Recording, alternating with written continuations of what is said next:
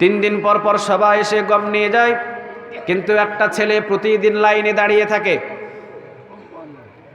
একটা ছেলে প্রতিদিন এসে লাইনের ভিতরে দাঁড়িয়ে থেকে প্রতিদিন 10 কেজি করে গম নিয়ে যায়।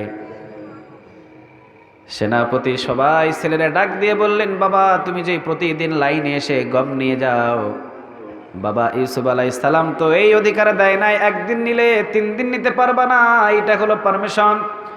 ইউসুফ আলাইহিস সালামের কথা, এটা লিখিতভাবে আইন, একদিন নিলে 3 দিন নিতে পারবা না। বাবা আজকে নিয়ে গেলা কালকে আসবা না। ছোট্ট ছেলেটা কয় কালকেও এসে নিয়ে যামু। আপনাদের নোয়াখালীতে এটা কি কয়? ঘাত্তাড়া। হ্যাঁ, কি বলে? ঘাত্তাড়া মানে কইছেন হাতে, এরপরও নিবে। এটা কি বলেন আপনারা? এই নৌকা এটা ধরবি না, আগে গিয়ে নৌকাটারে ধরছে, এটা কি বলেন আপনারা? ঘাত্তাড়া। ঘাত্তাড়া করে বলে না আগামীকালও আমো, মাশাআল্লাহ আগামীকালও একবারে সামনে। সবার সামনে এসে গমের জন্য বস্তা নিয়ে দাঁড়িয়ে আছে, দিয়ে দিলেন। বললেন বাবা 3 দিন পরে আসবা, আগামীকাল আসবা না। কয় না আগামীকালও আসবো। ঠিক আগামীকালও সবার সামনে সেনাপতি কোনোভাবে বাচ্চাটারে না বুঝাইতে পেরে হাত ধরে নিয়ে গেলেন পয়গম্বর ইউসুফ আলাইহিস সালামের দরবারে। সুবহানাল্লাহ বলবেন না? নিয়ে চলে গেলেন পয়গম্বর ইউসুফ আলাইহিস সালামের দরবারে। যাওয়ার পর পয়গম্বর ইউসুফ আলাইহিস সালামের সামনে বললেন, এই যে দেখেন ছোট্ট বাচ্চাটা প্রতিদিন লাইনে দাঁড়ায়, আমরা নিষেধ করি, কারো কথা মানে না, কয় প্রতিদিন গম লইয়া যাইব, কারো কথা শুনবো না। আপনি বুঝান, আমরা বুঝাইতে পারি নাই। ইউসুফ আলাইহিস সালাম হলেন নম্র মানুষ। ونؤمن به ونتوكل عليه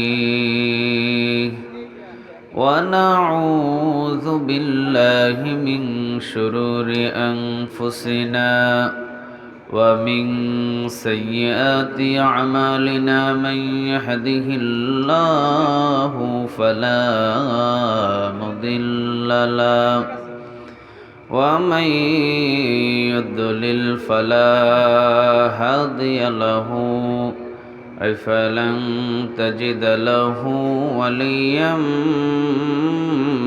مرشدا ونشهد أن لا إله إلا الله وحده لا شريك له والذي لا ضد له ولا ند له لا مثل له ولا مثيل له لا وزير له ولا كفيل له لا شبه له ولا شبيح له لا ولد له ولا والد له وهو الواحد الفرد الصمد لم يلد ولم يولد ولم يكن له كفوا أحد ونشهد أن سيدنا ونبينا وحبيبنا وبشيرنا ونذيرنا وطبيبنا وطبيب أرواحنا وحبيبنا وحبيب ربنا محمدا عبد الله ورسوله أرسله بالحق بشيرا ونذيرا وداعيا إلى الله بإذنه وسراجا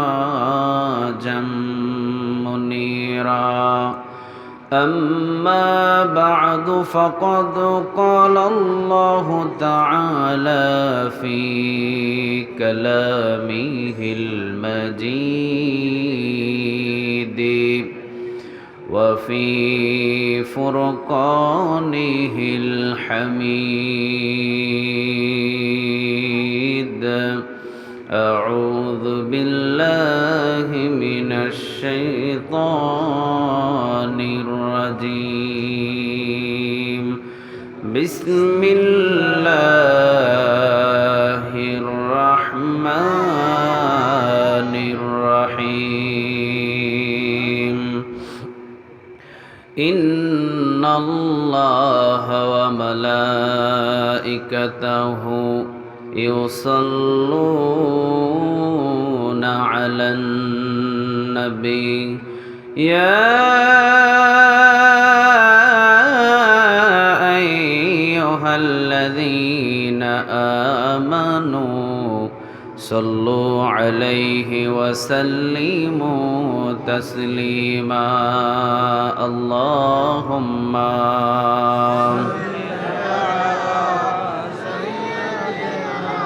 যে সাউন্ড দিবা ওইটাই, আর হাত দিতে পারবে না, ঠিক আছে?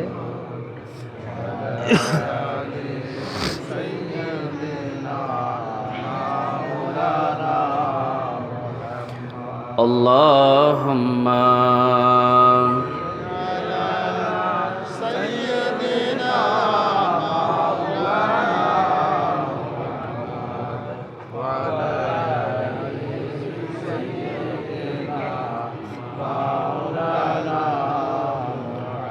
তাহাজ্জুদের যাই নামাজে মরণ তুমি দিও প্রভু, ইকামতে দিনের কাজে কবুল করে নিও প্রভু। তাহাজ্জুদের যাই নামাজে মরণ তুমি দিও প্রভু, ইকামতে দিনের কাজে কবুল করে নিও প্রভু। আল্লাহুম্মা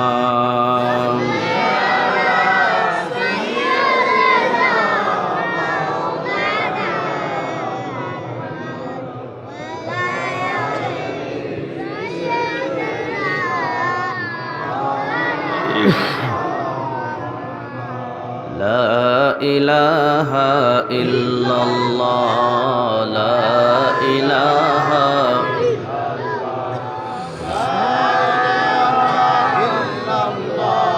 লা ইলাহা ইল্লাল্লাহ, লা ইলাহা লা ইলাহা ইল্লাল্লাহ, লা ইলাহা। আল্লাহ নামের জিকির করবে যারা, আল্লাহর প্রিয় বান্দা তারা, আল্লাহর প্রিয় বান্দা যারা, জান্নাতে প্রবেশ করবে তারা। জোরে লা ইলাহা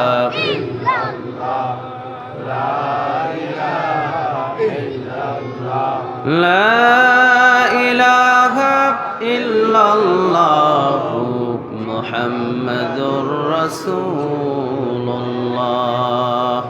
সাল্লাল্লাহু আলাইহি ওয়াসাল্লাম। হাফিজপুর যুব সমাজের উদ্যোগে চতুর্থতম, মানে এর আগে কয় বছর হয়েছে? 3 বছর। আল্লাহ বাকি বছরগুলো কোরআনের কথাগুলো তুমি কবুল আর মঞ্জুর করো, আমরা বলি আমিন। এই বছরে যে যেভাবে কথা বলেছেন আল্লাহ প্রত্যেকের কথাগুলো কবুল আর মঞ্জুর করে নাও। আমার আগে যারা কথা বলেছেন কোরআন এবং হাদিস থেকে, আল্লাহ সুবহানাহু ওয়া তাআলা ওই কথাগুলো আমাদের প্রত্যেককে আমল করার তৌফিক দান করুন। এখানে পোস্টারে অনেকের নাম আছে, আমি নাম বলে সময় নষ্ট করতে চাচ্ছি না। প্রথমে আমি জানিয়ে দিই যে আমি অসুস্থ। আমি আজকে তেমন সুস্থ না, গতকালকেও ছিলাম অসুস্থ, এরপরেও কমিটিদের আবেগে আমাকে আসতে হয়েছে। আজকেও অসুস্থ, সে ঢাকা থেকে আসতে হয়েছে। আমি আপনাদের কাছ থেকে দোয়া চাই, আল্লাহ যেন আমার সুস্থতা দান করে। সুস্থতা যে কত বড় একটা নিয়ামত, এটা যদি আমরা বুঝতাম তাহলে জীবনে কোনো দিন আর সে আজিমের উপরে যিনি বসা, সে আল্লাহ সুবহানাহু ওয়া তাআলার নাফরমানি কোনো দিন করতাম না। কিন্তু আমরা বুঝি না যে সুস্থতা কত বড় একটা নিয়ামত। মানুষ অসুস্থ হলে বুঝে যে আসলে সুস্থতা কত বড় নিয়ামত। আল্লাহ সুবহানাহু ওয়া তাআলা আমাদের সবাইকে সুস্থতা দান করুন। আরো জোরে বলেন আমিন। আমরা দুনিয়াটা নিয়ে পাগল হয়ে গেছি। দুনিয়াটার মোহে ঘুরতে ঘুরতে ঘুরতে ঘুরতে কোনটা যে হারাম আর কোনটা যে হালাল এইটা দেখার আর এখন আমাদের সময় নাই, ঠিক কিনা? হোক হালাল হোক হারাম, এগুলা বাছাবাছির আমাদের আর সময় নাই। আমরা শুধু টাকা চাই, পয়সা চাই, ধন সম্পদ চাই, দুনিয়া চাই। সাহাবীরা হালালটাকে গ্রহণ করতেন আর হারামটাকে জীবন দিয়ে দিতেন, কিন্তু পেটের ভিতরে হারাম ঢোকাইতে তারা রাজি কখনো হতো না। আল্লাহু আকবার। আল্লাহ তুমি দুনিয়ার লোভ আমাদের অন্তর থেকে দূর করে দাও। দুনিয়ার লোভে পড়লে মানুষ ঘুষ খায়, দুনিয়ার লোভে পড়লে মানুষ সুদ খায়, দুনিয়ার লোভে পড়লে মানুষ চুরি করে, দুনিয়ার লোভে পড়লে মানুষ ছিনতাই করে, দুনিয়ার লোভে পড়লে মানুষ যাকার বললাম না। দুনিয়ার লোভ লালসা আল্লাহ তুমি আমাদের কলিজা থেকে দূর করে দাও। আরো জোরে বলেন আমিন। সহি হাদিসের বর্ণনা, আল্লাহ রাসূল সাল্লাল্লাহু আলাইহি ওয়াসাল্লাম ফজর নামাজের পর একজন সাহাবীকে পাশে ডাকলেন। ডাকার পর বললেন, এদিকে আসো, বসো। সাহাবী বসলেন। আল্লাহ রাসূল সাল্লাল্লাহু আলাইহি ওয়াসাল্লাম বললেন, তুমি খাও নাই আজকে? সাহাবী বললেন, না ইয়া রাসূলুল্লাহ, খাই নাই। গতকালকে খাই নাই, তার আগের দিন খাই নাই। আল্লাহ রাসূল বললেন, আমিও তো প্রায় এক সপ্তাহ ধরে শুকনা খাবার খাইছি, ভাত বা মোটা জাতীয় কোনো খাবার আমি রাসূলের পেটেও এখনো পর্যন্ত ঢুকে নাই। সুবহানাল্লাহ বলবেন না? বিশ্বনবীজি বললেন, তুমিও যখন খাও নাই, তোমার পরিবার পরিজন? সাহাবী বললেন, আমার পরিবারও খাই নাই, আমিও খাই নাই, আমার পরিবারও খাই নাই। তোমার ছোট্ট বাচ্চা? আমার ছোট্ট বাচ্চাও খাই নাই। সাহাবীদের জিন্দেগি, পরিবারের সবাই অনাহার। আল্লাহ রাসূল সাল্লাল্লাহু আলাইহি ওয়াসাল্লাম বলেন, আচ্ছা বলো তুমি কি চাও? তুমি যা চাইবা তুমি এই মুহূর্তে বলো, আল্লাহ সুবহানাহু ওয়া তাআলার পক্ষ থেকে তোমার জন্য দরজাটা খোলা। তুমি এখন যা চাইবে আমার আল্লাহ সুবহানাহু ওয়া তাআলা, আমি রাসূল যদি দুই হাত তুলি তাই তোমাকে আমার আল্লাহ দান করে দেবে। সাহাবীকে কয়েকবার জোরাজুরি করে আল্লাহ রাসূল সাল্লাল্লাহু আলাইহি সাল্লাম মুখ থেকে কোনো কথাই বাহির করতে পারলেন না। শেষ পর্যন্ত সাহাবী বললেন, আমাকে কয়টা দিন সময় দেন, চাইতেই যদি হয় আমাকে কয়টা দিন কি দেন? সময় দেন। সময় নিয়ে সাহাবী চলে গেলেন। একদিন, 2 দিন, 3 দিন, এখনো পর্যন্ত সাহাবী চায় না। আল্লাহ রাসূল সাল্লাল্লাহু আলাইহি সাল্লাম ডাক দিয়ে বলেন, আরে বসো মিয়া, তোমারে বললাম চাওয়ার জন্যে, তুমি চাইতেছো না কেন? সাহাবী বললেন, ইয়া রাসূলুল্লাহ সাল্লাল্লাহু আলাইহি ওয়াসাল্লাম, আমাকে কি চাইতেই হবে? বিশ্বনবীজি বললেন, হ্যাঁ, তুমি দুনিয়ার যা চাইবে আমার আল্লাহ তাই তোমাকে দান করবে। সাহাবী বললেন, আমাকে যদি চাইতেই হয়, আমি না খেয়ে আছি, এতে আমার কোনো কষ্ট নাই। আপনি দোয়া করেন আমি যেন আপনার সাথে এক জান্নাতে থাকতে পারি। আমি আর দুনিয়া নিয়ে তারা কখনো ব্যস্ত ছিল না। আমরা হয়েছি দুনিয়া নিয়ে ব্যস্ত। এই দুনিয়া সারা জীবন আমাদের কাছে থাকবে না। কিছুক্ষণ আগে যে সঙ্গীতটা গাইছে, প্রত্যেকটা সঙ্গীতের কথা কবরের দিকে টানছে, ঠিক কিনা? এই দুনিয়া আসল ঠিকানা নয়। কাকে আপন ভাবছেন আপনি? আপনার ছেলেরে? এই ছেলে কি আপন? কাকে আপন ভাবছেন? আপনার মেয়েকে? এ মেয়ে কি আপন? আপনি যেদিন কবরে যাওয়ার জন্য প্রস্তুতি নিয়ে বিছানায় পড়ে থাকবেন, ওই ছেলে আপনার পাশে এসে দাঁড়িয়ে বলবে, আব্বা আপনি আমারে চিনেন না? আপনি শুধু টুলটুল করে তাকিয়ে থাকবেন, আপনার ছেলেকেও সেদিন চেনার টাইম থাকবে না। যেই দিন আপনি কবরের দিকে রওনা দেবেন, বিছানায় পড়ে আছেন, আপনার আদরের মেয়ে এসে বলবে, আব্বা আমি নূরজাহান, আপনার কত আদরের মেয়ে আমি, আপনি আমারে চিনেন না? আব্বা শুধু ডানে তাকায় বামে তাকায়, আর শাহ আজিম থেকে আল্লাহ সুবহানাহু ওয়া তাআলা বলেন, আজকে পৃথিবীর সব পদ্মা তোর বাপের বন্ধ হয়ে গেছে, আখিরাতের খেলা নিয়ে তোর বাবা ব্যস্ত হয়েছে। এটা আখিরাতের খেলা শুরু হয়েছে, দুনিয়ার খেলা দেখার আর সময় নেই তোর বাবার। এই জন্য ছেলেকেও চেনে না, মেয়েকেও চেনে না। এই জন্য দুনিয়াটা ফেলে দেন। এই দুনিয়াটা সারা জীবন আমাদের কাছে থাকবে না। অল্প কিছুদিনের দুনিয়াতে আমরা এসেছি, আল্লাহ সুবহানাহু ওয়া তাআলা এই দুনিয়া থেকে যেন তারা জান্নাত পাওয়ার মতো আমল করে যাওয়ার তৌফিক দান করে, আমরা বলি আমিন। এই কোরআনের ময়দানে বসলে অন্তত 500 কবুল হওয়া নফল নামাজের নেক আমাদের আমল নামায় জমা হয়ে যাবে। দোকানপাটে বসে থাকলে সারা জীবন যদি দোকানে বসে থাকেন একটা নেকিও পাওয়া যাবে না, ঠিক কিনা? কিন্তু এই কোরআনের ময়দানে যদি আপনি আধা ঘন্টা 1 ঘন্টা বসেন, 500 তাও কবুল হওয়া নফল নামাজের নেক। তিরমিজি শরীফের বর্ণনা, এটা আমার কোনো বানানো কথা নয়, সহিহ তিরমিজি শরীফের হাদিস। 500 নফল নামাজের নেক আল্লাহ সুবহানাহু ওয়া তাআলা আপনার আমল নামায় আপনার অ্যাকাউন্টে জমা করে দেবে। বাহিরে থেকে কোনো লাভ হবে? ঘরে বসে থেকে কোনো লাভ হবে? আল্লাহ তুমি আমাদের কবুল করো। আরেকটা বর্ণনায় আল্লাহ রাসূল সাল্লাল্লাহু আলাইহি ওয়াসাল্লাম বলছেন, কোরআনের ময়দানের জন্য যদি অল্প সময় ব্যয় করে ধৈর্য নিয়ে বসে থাকে, একটা মানুষ 60 বৎসর নফল ইবাদত করলে যতগুলো নেক পাইতো, 60 বৎসরের নেক অল্প সময় কোরআনের জন্য ব্যয় করার কারণে আল্লাহ তাকে দান করে দেবে। সুবহানাল্লাহ। আমরা 60 বছর বাঁচবো কিনা কোনো গ্যারান্টি আছে? কথা বলেন, আছে? আছে। ওমি একটা বৎসরের ভিতরে যদি 50টা মাহফিলে বসতে পারেন, প্রতি মাহফিলে 60 বছর করে যোগ করেন। বিশ্বনবীজি বললেন, সাহাবীরা, কিয়ামতের দিন আল্লাহ রাব্বুল আলামিন আমাকে ডাক দেবেন। ডাক দেওয়ার পরে বলবেন, নবী, আমি আদম আলাইহিস সালামকে দুনিয়াতে পাঠিয়েছিলাম নবী হিসাবে, এরপরে একের পর এক নবী দুনিয়াতে পাঠিয়েছি, কিন্তু সর্বশেষ আমি আপনারে পাঠিয়েছি গো নবী।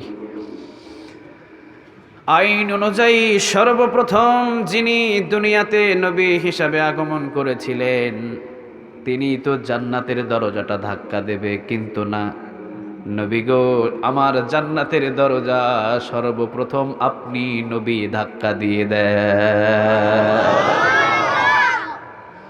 আমার রাসূলরে ডাক দেবে, সুবহানাল্লাহ বলবেন না? বিশ্ব নবীজিও বলবেন না? নবীর দিক দিয়ে যদি আমি এত সম্মানিত হই, আর আমি যদি জান্নাতের দরজাটা ধাক্কা দিই, আমার উম্মতেরা কি এমন দোষ করেছে? আমার উম্মতগুলো কি এমন দোষ করলো? আল্লাহ রাব্বুল আলামিন বলবেন, নবী জান, আমিও জানি আপনার উম্মত ছাড়া আপনি আমার জান্নাতে প্রবেশ করবেন না। মুসা আলাইহিস সালামের উম্মতগুলো সর্বপ্রথম জান্নাতে যাবে না। নূহ আলাইহিস সালামের উম্মতগুলো সর্বপ্রথম জান্নাতে যাবে না। ঈসা আলাইহিস সালামের উম্মতগুলো সর্বপ্রথম জান্নাতে যাবে না গো নবী। সমস্ত নবী আর সব উম্মতগুলো পিছনে থাকবে, আপনি আপনার উম্মত নিয়ে আমার জান্নাতের দরজাটা ধাক্কা দিয়ে দেন। কেমনে, কিভাবে? একটা বছরে 50টা মাহফিলে বসলে প্রতি মাহফিলে যদি 60 বছর করে চিন্তা করেন, নূহ আলাইহিস সালামের উম্মতগুলো যদিও 1000 বছর জীবিত ছিল, আমাদের মতো পাওয়ারফুল নেকের পাহাড় নিয়ে কিয়ামতের দিন তারা উঠতে পারবে না, ঠিক কিনা? বিশ্বনবী বললেন, আমার উম্মতের জন্য সুপার পাওয়ার নেক। একবার যদি আমার উম্মতগুলো সুবহানাল্লাহ, সবাই বলেন তো দেখি, আওয়াজ দিয়ে বলেন আরো জোরে, একবার যদি দুনিয়ার ভিতরে বসে আমার উম্মত যদি সুবহানাল্লাহ একবার যদি অন্তরটা খুলে আল্লাহর মহব্বত নিয়ে আমার উম্মত যদি তেলাওয়াত করে, আল্লাহ রাব্বুল আলামিন আসমান আর জমিনের খালি জায়গাটা নেক দিয়ে পূরণ করে বান্দার আমল নামায় আমার আল্লাহ জমা করে দেবে। অন্যান্য উম্মতেরা কি এই সুযোগ পাইছে? কথা বলেন, ছিল না, অন্যান্য কোনো উম্মতের এই সুযোগটা ছিল না, শুধু আমাদের জন্য এই সুযোগ। সুবহানাল্লাহ বলবেন না? সুবহানাল্লাহর তাৎপর্যটা এখনো আমরা পুরাটা বুঝি নাই, কিন্তু এটার আরো তাৎপর্য আছে, এটার আরো গুণ আছে, এইটা এখন আমরা বুঝি নাই। আপনারা একটু শান্ত হয়ে বসেন। আপনারা শান্ত হয়ে না বসলে আমি অসুস্থ মানুষ, আমি আলোচনা করতে পারবো না। উঠাউঠি কথা বলবেন, ঠেলাঠেলি করবেন, এই দিকে তাকাবেন, ওই দিকে তাকাবেন, আলোচনার মোড কেটে যাবে। শান্ত হয়ে বসতে পারবেন? নড়াচড়ি হবে? কয়েকটা মেসেজ দিয়ে আমি আপনাদের কাছ থেকে চলে যাব ইনশাল্লাহ। আমার মা বোনেরাও আসছে মনে হয় না? ওদেরও জন্য কিছু নসিহত করা দরকার। আসলে আমরা অনেক মাহফিলে যাই, আমার মা বোনেরা কত কষ্ট করে যে তারা আসে, তাদের জন্য আমাদের অনেক প্রোগ্রামে নসিহত থাকেই না। আজকে স্পেশালি 10 মিনিট বা 15 মিনিট আমার মা বোনদেরকে দিব ইনশাল্লাহ, সেটা আমাদেরও কাজে লাগবে। সুবহান আল্লাহ। তাহলে একবার যদি পড়ি, আসমান জমিনের খালি জায়গা নেক দিয়ে পূরণ করে দিবে কে?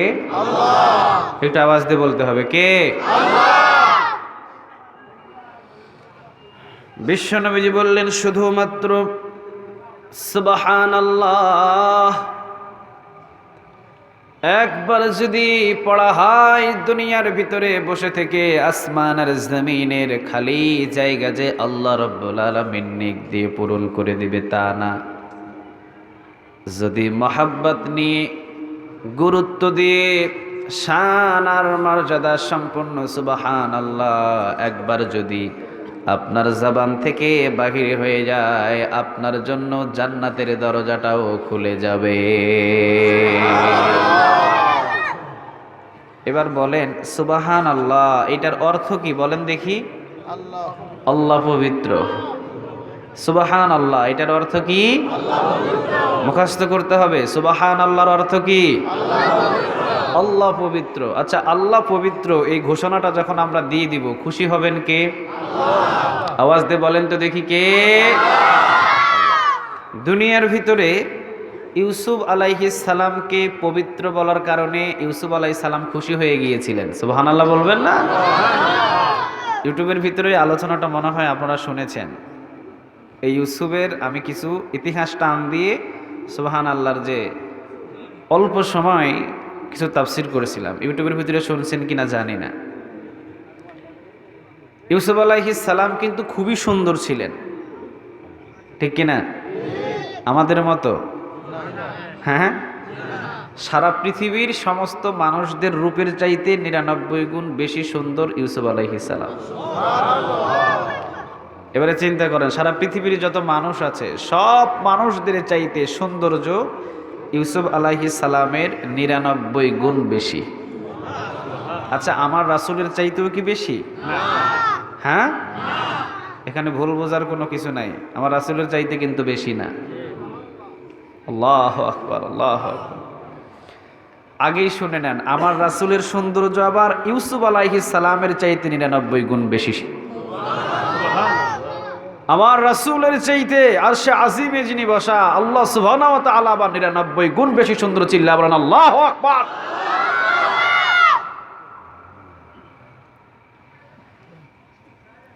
হযরতে আয়েশা রাদিয়াল্লাহু তাআলা আনহাকে প্রশ্ন করা হলো, রে আয়েশা রাদিয়াল্লাহু তাআলা আনহা, আপনি বলেন ইউসুফ আলাইহিস সালাম বেশি সুন্দর নাকি আমাদের রাসূল বেশি সুন্দর? হযরতে আয়েশা রাদিয়াল্লাহু তাআলা আনহা তিনি বলেন, আমাদের রাসূল আর ইউসুফ আলাইহিস সালামের সাথে তুলনা করা তো দূরের কথা, বলাই যাবে না, ঠিক কিনা? বলা যাবে? হযরতে আয়েশা রাদিয়াল্লাহু তাআলা আনহা তিনি বললেন, শোনো, মক্কার আর মদিনার সমস্ত নারীগুলো আমার রাসূলের সৌন্দর্য এবার তোমাদের কাছে জানাই। ইউসুফ আলাইহিস সালামকে দেখার পর যে নারীগুলো ফল কাটতে কাটতে হাত কেটে ফেলেছিল, ওই নারীরা যদি আমার রাসূলকে এক পলক দেখতেন ফল কাটতে কাটতে, কখন যে কলিজায় পুঁছ লাগাইয়া দিতেন বিন্দু মাত্র তারা টের পেত না। নিজের কলিজায় পুঁছ লাগাইয়া দিত, টেরও পাইতো না। কি যে সুন্দর আমার রাসূল, সুবহানাল্লাহ বলবেন না?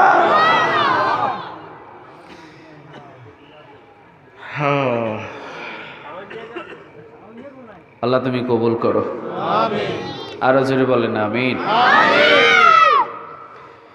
ইউসুফ আলাইহিস সালাম তিনিও সুন্দর, সুন্দর হওয়ার কারণে তো জুলেখা পাগল হয়ে গেছে দেখার পরে, ঠিক না? পাগল হয়ে গেছে না? জুলেখা পাগল। জুলেখার বান্ধবী একটা ছিল, নাম ছিল কারিমামা। কি মামা বলেন তো দেখি?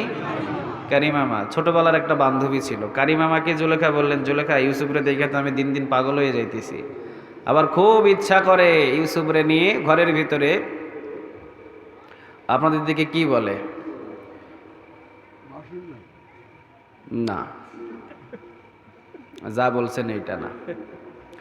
স্বামী স্ত্রীর যে সম্পর্ক, এই সম্পর্ক করার জন্যে ইউসুফকে প্রস্তাব দেওয়া হবে। আচ্ছা বলেন তো দেখি, ইউসুফের বংশের ভিতরে এইরকম কাজ করার কোনো মানুষ আছে? কথা বলেন, আছে? আছে? বাপকা বেটা সিপাহী কা ঘোড়া কুছ না হতো থোড়া থোড়া। বাপ যেরকম বেটাও সেই রকম হতে হবে, ঠিক কিনা? এই যে সামনে 14 ফেব্রুয়ারি আসতেছে না, যত ছেলে আর যত মেয়ে, যুবতী ছেলে যুবতী মেয়েগুলো যতগুলো বাহির হবে, বুঝতে হবে এটা ছেলে আর মেয়ে করে নাই, তার বাবা তার মাও এই পন্থী ছিল। ভালো ঘরের ছেলে ভালো ঘরের মেয়ে কখনো এই 14 ফেব্রুয়ারি পালন তো করবেই না, বাহিরও হবে না, ঠিক কিনা? ইউসুফ আলাইহিস সালাম ঘরের ভিতরে লেখার পড়ার কাজে ব্যস্ত। কারিমামা গিয়ে বললেন, ইউসুফ তোমাকে ডেকেছে তোমার মালিক। জুলেখা তো মালিক ছিলেন, ইউসুফের মালিক না? মিশর থেকে কিনছে না, টাকা দিয়ে ধন সম্পদ দিয়ে কিনছে ইউসুফরে। মালিকের কথা শুনতেই হবে। কারিমামা ডাক দেওয়ার সাথে সাথে ইউসুফ আলাইহিস সালাম বললেন, ঠিক আছে আমি যাচ্ছি, চলেন। কারিমামা বললেন, ইউসুফ আজকে কিন্তু জুলেখার বাহিরের রুমে তোমাকে ডাকে নাই, জুলেখার স্পেশালি কামরা। কামরা মানে বুঝেন? স্পেশালি একটা রুম আছে, ওই রুমের অনেক কয়টা দরজা আছে, ওই দরজার সব চাবিগুলো শুধু জুলেখার কাছে আছে। আজিজ মিশর জুলেখার স্বামীর কাছেও নাই, ওই ঘরে যেতে হবে। বুঝে ফেললেন ইউসুফ আলাইহিস সালাম নিশ্চয় আজকে আমার উপরে মনে হয় কোন বিপদ চেপে আসবে না জানি, কারণ ইউসুফ আলাইহিস সালাম জ্ঞানী মানুষ। জুলেখার তাকানিতে ইউসুফ আলাইহিস সালাম বুঝে ফেলে জুলেখার চোখগুলো কি চায়, ঠিক না? জুলেখার চোখগুলো কি চায় ইউসুফ আলাইহিস সালাম বুঝে ফেলে তাকাইলে। কারিমামা বললেন, ইউসুফ চলো প্রথম দরজা। ইউসুফ আলাইহিস সালাম পার হওয়ার সাথে সাথেই কারিমামা পিছনের দরজায় নিজে তালা দিলেন। ইউসুফ আলাইহিস সালাম পিছনের দিকে তাকিয়ে দেখেন পিছনের দরজা কারিমামাটা তালা দিয়ে দিলেন। কারিমামা মুস্কি হাসি দিয়ে বললেন, আজকে পালানোর সুযোগ নাই। পালাইবা কোথায় তুমি? আজকে পালানো যাবে না, আজকে রাজি হতেই হবে, আজকে শিকার হতেই হবে, কোনো উপায় নাই। দ্বিতীয় দরজা পার করার পর কারিমামা দ্বিতীয় দরজায় তালা, একটার পর একটা সব দরজায় তালা দিয়ে কারিমামা ইউসুফ আলাইহিস সালামকে জুলেখার সামনে রেখে পিছনের দরজা দিয়ে বাহিরে হয়ে গেলেন। স্পেশালি কামরার ভিতরে শুধুমাত্র এখন দুইজন। জোরে বলেন কয়জন? এক হলেন ইউসুফ আলাইহিস সালাম, আরেকজন হলেন জুলেখা। এই দুইজনই শুধু কামরার ভিতরে, আর কেউ নাই। জুলেখা বললেন, ইউসুফ আমার কি পছন্দ হয় না? একটার পর একটা কাপড় খোলার প্রস্তাব, একটার পর একটা জুলেখা কাপড় খোলার চেষ্টা করতে ইউসুফ আলাইহিস সালাম অন্যদিকে খেয়াল করলেন। খেয়াল করার পর ইউসুফ আলাইহিস সালাম নবীয়তির জ্ঞান দিয়ে বললেন, আপনি তো আমুন খোদার ইবাদত করেন। আমুন খোদা, কি খোদা? আমুন খোদা। জুলেখা কিন্তু আমুন খোদারে বিশ্বাস করতেন তখন এক আল্লাহ সুবহানাহু ওয়া তাআলার বিশ্বাসী ছিলেন না, তিনি আমুন খোদার ইবাদত করতেন। তে আমন খোদা মূর্তি জুলেখার ঘরের ভিতরে একটা বিশাল বড় একটা মূর্তি ছিল, নিজের ঘরের ভিতরে, মানে নিজের খোদা বানায়া নিজের ঘরের ভিতরে রেখে দিয়েছে। চিন্তা করেন কেমন খোদা! এগুলা কি খোদা? কি এগুলা? হুদা। এইগুলা কি? হুদা। হুদা। ঢাকা ঢাকেশ্বরী মন্দির থেকে বাংলাদেশের ভিতরে সবচেয়ে ঐতিহ্যবাহী একটা মন্দির ঢাকা ঢাকেশ্বরী। যারা ঢাকাতে গিয়েছেন বা শুনেছেন তারা জানেন, ঢাকা ঢাকেশ্বরী মন্দিরের ভিতরে অনেক মূর্তি আছে। সেখানে তাদের মূর্তি হলো, তাদের দেবতা হলো, তাদের খোদা হলো ৩৩ কোটি। কত? ৩৩ কোটি। ঢাকা ঢাকেশ্বরী সবচেয়ে বিশাল বড় একটা মন্দিরের ভিতরে সবচেয়ে বড় একটা খোদা। ওর গলার ভিতরে ১০০ ভরি স্বর্ণের চেন ছিল। হঠাৎ করে একদিন স্বর্ণের চেনটা চুরি হয়ে গেল। ৩৩ কোটি খোদার একটা খোদাও টের পেল না কে নিল। আচ্ছা বলেন, এই খোদাগুলো কি কামিলা না আকামিলা? কামিলা না কামিলা? আকামিলা। ৩৩ কোটি খোদার ইবাদতের দরকার নাই, কামিলা এক আল্লাহর ইবাদতের করার দরকার, ঠিক কিনা? আকামিলা ৩৩ খোদা দিয়ে লাভ আছে? খোদা দিয়ে লাভ আছে? আছে। ইউসুফ আলাইহিস সালাম নবিয়তের জ্ঞান দিয়ে জুলেখাকে প্রশ্ন করলেন, জুলেখা আপনি তো আমন খোদার ইবাদত করেন, ওই যে আপনার ঘরের ভিতরে আমন খোদা, কিভাবে আপনি ওই আমন খোদার সামনে আমার সাথে মিলামেশার কাজ করবেন, অশ্লীল কাজ করবেন? আপনার খোদার সামনে কিভাবে খারাপ কাজে লিপ্ত হবেন? জুলেখা আমন খোদার দিকে তাকায়া নিজের ভিতরে একটা লজ্জাবোধ, যদিও আমন খোদার ইবাদত করে দীর্ঘদিন ধরে, একটা ভালোবাসা আছে না? ভালোবাসা আছে না? জুলেখা বুঝলেন বাস্তব কথা, ইউসুফ আলাইহিস সালাম নিশ্চয়ই মিথ্যা কোনো কথা বলে নাই। ইউসুফ আলাইহিস সালামের কথা অনুযায়ী জুলেখা মাশাআল্লাহ খাটের উপর থেকে ছোট্ট একটা ওড়নাটা নিয়ে আমন খোদার মাথার উপরে দিয়ে আমন খোদার চোখ ঢেকে দিয়েছে। খোদার দেখে না, খোদার চোখ ঢাকা। জুলেখা চোখ ঢেকে দেওয়ার পর বললেন, ইউসুফ এখন তুমি আমার সাথে যা ইচ্ছা তা করতে পারো, আমার খোদার চোখ ঢাকা, আমার খোদা আর আমাদেরকে দেখবে না। ইউসুফ আলাইহিস সালাম চিৎকার করে বললেন, জুলেখা তুমি যেই খোদার ইবাদত করো ওই খোদার চোখ ঢাকা যায়, কিন্তু আমি ইউসুফ আলাইহিস সালাম যে আল্লাহর ইবাদত করি পৃথিবীর কেউ তার চোখ ঢাকতে পারে না। তার চোখের ভিতরে কোনোদিন আঙ্গুল দেয়া যায় না, তার চোখে কোনোদিন কোনো দিয়ে ঢাকা যায় না। ফামাইয়া আমাল মিসকাল যাররাতিন খায়রান ইয়ারাহ ওয়া মাইয়া আমাল মিসকাল যাররাতিন শাররান ইয়ারাহ। সুবহানাল্লাহ বলবেন না? যাররা পরিমাণ কোন নেক আমল করলেন, নেক আমলটাও আল্লাহ রাব্বুল আলামিন দেখে। আবার যাররা পরিমাণ যদি কোনো বদ আমল করেন, কোনো গুনাহ করেন, সেটার খবরও জানেন কে? ওয়ামাকারু ওয়ামাকারাল্লাহু ওয়াল্লাহু খায়রুল মাকিরিন। বলেন তো দেখি কথাটা কার? আল্লাহ। আপনি কত বড় মক্করবাজ, আপনি কত লুকাচুরি জানেন। আপনার চাইতেও বড় মক্করবাজ আর আপনার চাইতেও বড় লুকাচুরি জানে একজন, বলেন তিনি কে? ইউসুফ আলাইহিস সালাম বললেন, জুলেখা তোমার খোদার মাথার উপরে ওড়না দিয়ে চোখ ঢাকা যায়, কিন্তু আমি ইউসুফ আলাইহিস সালাম, আমার খোদার চোখ বন্ধ করা যায় না, আমি এই কাজে লিপ্ত হতে পারবো না। সুবহানাল্লাহ বলেন। জুলেখা সামনের দিকে আগায়। ইউসুফকে সামনের দিকে না পিছনের দিকে? কোন দিকে? আওয়াজ দিতে হবে, কোন দিকে? আমরা হলে কোন দিকে আগাইতাম? দেখছেন সবাই কয় সামনের দিকে। কোন দিকে আগাইতেন? পিছনের দিকে। মাশাআল্লাহ। দেখি হাত তুলেন তো দেখি কে বলছে এটা। আল্লাহ তুমি কবুল করো। আর জোরে বলেন আমিন। এইরকম যুবক বাংলাদেশের ভিতরে বেশি প্রয়োজন নাই। এইরকম যুবক যদি ৩১৩ জন বাংলার জমিনে হয়, কালেমার পতাকা বাংলার জমিনে পাত করে উড়ে যাবে। বেশি জনের প্রয়োজন হয় না, ৩১৩ জনেই ইসলামের জন্য যথেষ্ট, ঠিক কিনা? বেশি জন লাগে? কথা বলেন, লাগে? লাগে। আরে বাংলাদেশের ভিতরে মুরব্বীদের তো বেল শেষ, এই মুরব্বীদের দিয়ে আর লাভ নাই, মুরব্বীদেরকে সাইড দিয়ে দিলাম। বাংলাদেশের ভিতরে যত যুবক আছে, এই যুবকগুলো যদি এক কাতারে এসে যেত, ওয়াল্লাহি আল্লাহর কসম করে বলি, কোরআনটা শুধু মসজিদ আর মাদ্রাসায় থাকতো না, পার্লামেন্ট পর্যন্ত চলে যেত।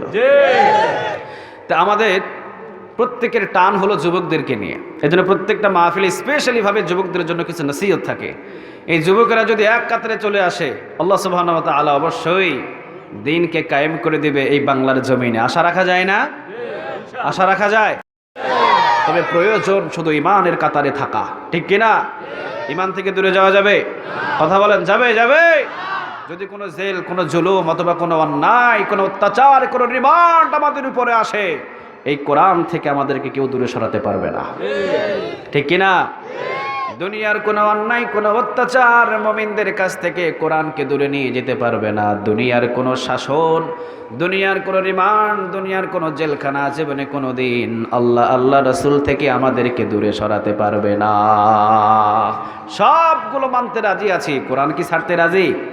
কথা বলেন, রাজি? রাজি না, রক্ত দিতে প্রস্তুত আছি। কোরআনের একটা আয়াতকে কেউ সরিয়ে দিতে চায়, তার পক্ষে থাকতে রাজি নাই, ঠিক কিনা? ইউসুফ আলাইহিস সালাম দৌড় দিলেন, দ্বিতীয় দরজা শেষ, তৃতীয় দরজা। আল্লাহ রাব্বুল আলামিন তৃতীয় দরজাও খুলে অটোমেটিক খোলা রেখে দিয়েছে। সুবহানাল্লাহ বলবেন না? একটার পর একটা দরজা খোলা, সর্বশেষ একটা দরজা, লাস্ট একটা দরজা আছে না?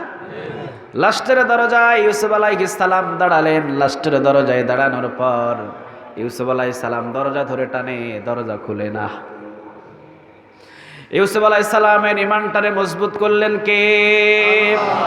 নবীদের ইমান তো মজবুতই থাকে, তারপরে একটু বুঝিয়ে দিলেন, ইন্নামা আমরুহু ইযা আরাদা শাইআন আইয়াকুলা লাহু কুন ফায়াকুন। সুবহানাল্লাহ বলবেন না? আল্লাহ রাব্বুল আলামিন যদি বলেন কোন, সাথে সাথে ফায়াকুন হয়ে যায়, দেরি হয়? হ্যাঁ, না, কোনো দেরি নাই, বলতে দেরি, হইতে দেরি নাই। আল্লাহ বললেন দরজা খুলে যাও, খুলে গেলেন, সব দরজা খুললেন। আল্লাহ রাব্বুল আলামিন কিন্তু লাস্টের দরজা খুললেন না। না খোলার ভিতরে হিকমত আছে না? না, কিছু একটা লুকায়িত হিকমত আছে, ঠিক কিনা? আল্লাহ রাব্বুল আলামিন ইউসুফরে বুঝিয়ে দিলেন, ইউসুফ সব দরজা আমি আল্লাহ রাব্বুল আলামিন খুললাম, লাস্টের দরজা খুললাম না কেন? হিকমত হলো দুইটা। জোরে বলেন, কয়টা? আওয়াজ দিতে হবে, কয়টা? একটা হলো বুঝালেন ইউসুফ রে, সব দরজা আমি আল্লাহ খুললাম, লাস্টের দরজা আমি আল্লাহ রাব্বুল আলামিন খুললাম না, পৃথিবীর সমস্ত মানুষগুলো যেন শিক্ষা নেয়। আমি আল্লাহ রাব্বুল আলামিন খুলতেও জানি, আমি আল্লাহ রাব্বুল আলামিন বন্ধ করতে জানি, ঠিক কিনা? যত জুলুমবাজ দুনিয়াতে এসেছে সবাইকে আমি সুযোগ দিয়েছি। সুযোগ দেওয়ার পর লাস্টে ধরেছেন কে? নমরুদরে ধরেন নাই, ধরেন নাই, যেদিন ধরছে ছাড় দেওয়ার সুযোগ নাই। ফেরাউনরেও ধরেন নাই, ধরেন নাই, যেদিন ধরছে ছাড়ছে। কথা বলেন, ছাড়ছে? ছাড়ছে না, এখনো পর্যন্ত নতুন কোন নমরুদ, নতুন কোন আবু জেহেল, নতুন কোন উতবা যদি জন্ম নেয়, আল্লাহ ধরে না, ধরলে ইন্দুরের গর্ত খুঁজে পাবা না। আল্লাহ ধরে না, ধরে না, কিন্তু যখন ধরবে তখন কি ছাড় আছে? কথা বলেন, আছে? আছে। আল্লাহ রাব্বুল আলামিন বুঝিয়ে দিলেন, রে ইউসুফ, দরজা খোলার মালিক আমি আল্লাহ, বন্ধ করার মালিক কে? খুলেছি আমি আল্লাহ রাব্বুল আলামিন, বন্ধ করে রেখেছি আমি আল্লাহ রাব্বুল আলামিন। তাহলে সমস্ত ক্ষমতার মালিক কে? আওয়াজ দিয়ে বলতে হবে, কে?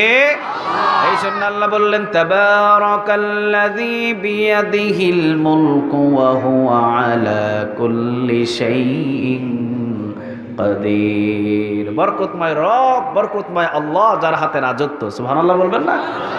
রাজত্বের মালিক, ক্ষমতার মালিক একজন, তিনি হলেন আল্লাহ সুবহানাহু ওয়া তাআলা। চিল্লায়ে বলেন আল্লাহু আকবার। ইউসুফ আলাইহিস সালাম রে বুঝিয়ে দিলেন, দরজা খোলার মালিক আমি আল্লাহ, বন্ধ করার মালিকও আমি আল্লাহ। কারোর জন্য দরজা খুলে দেব, আবার কারোর জন্য দরজাটারে বন্ধ করে দেব। তাহলে দরজা বন্ধ করার মালিকও আল্লাহ, খোলার মালিক কে?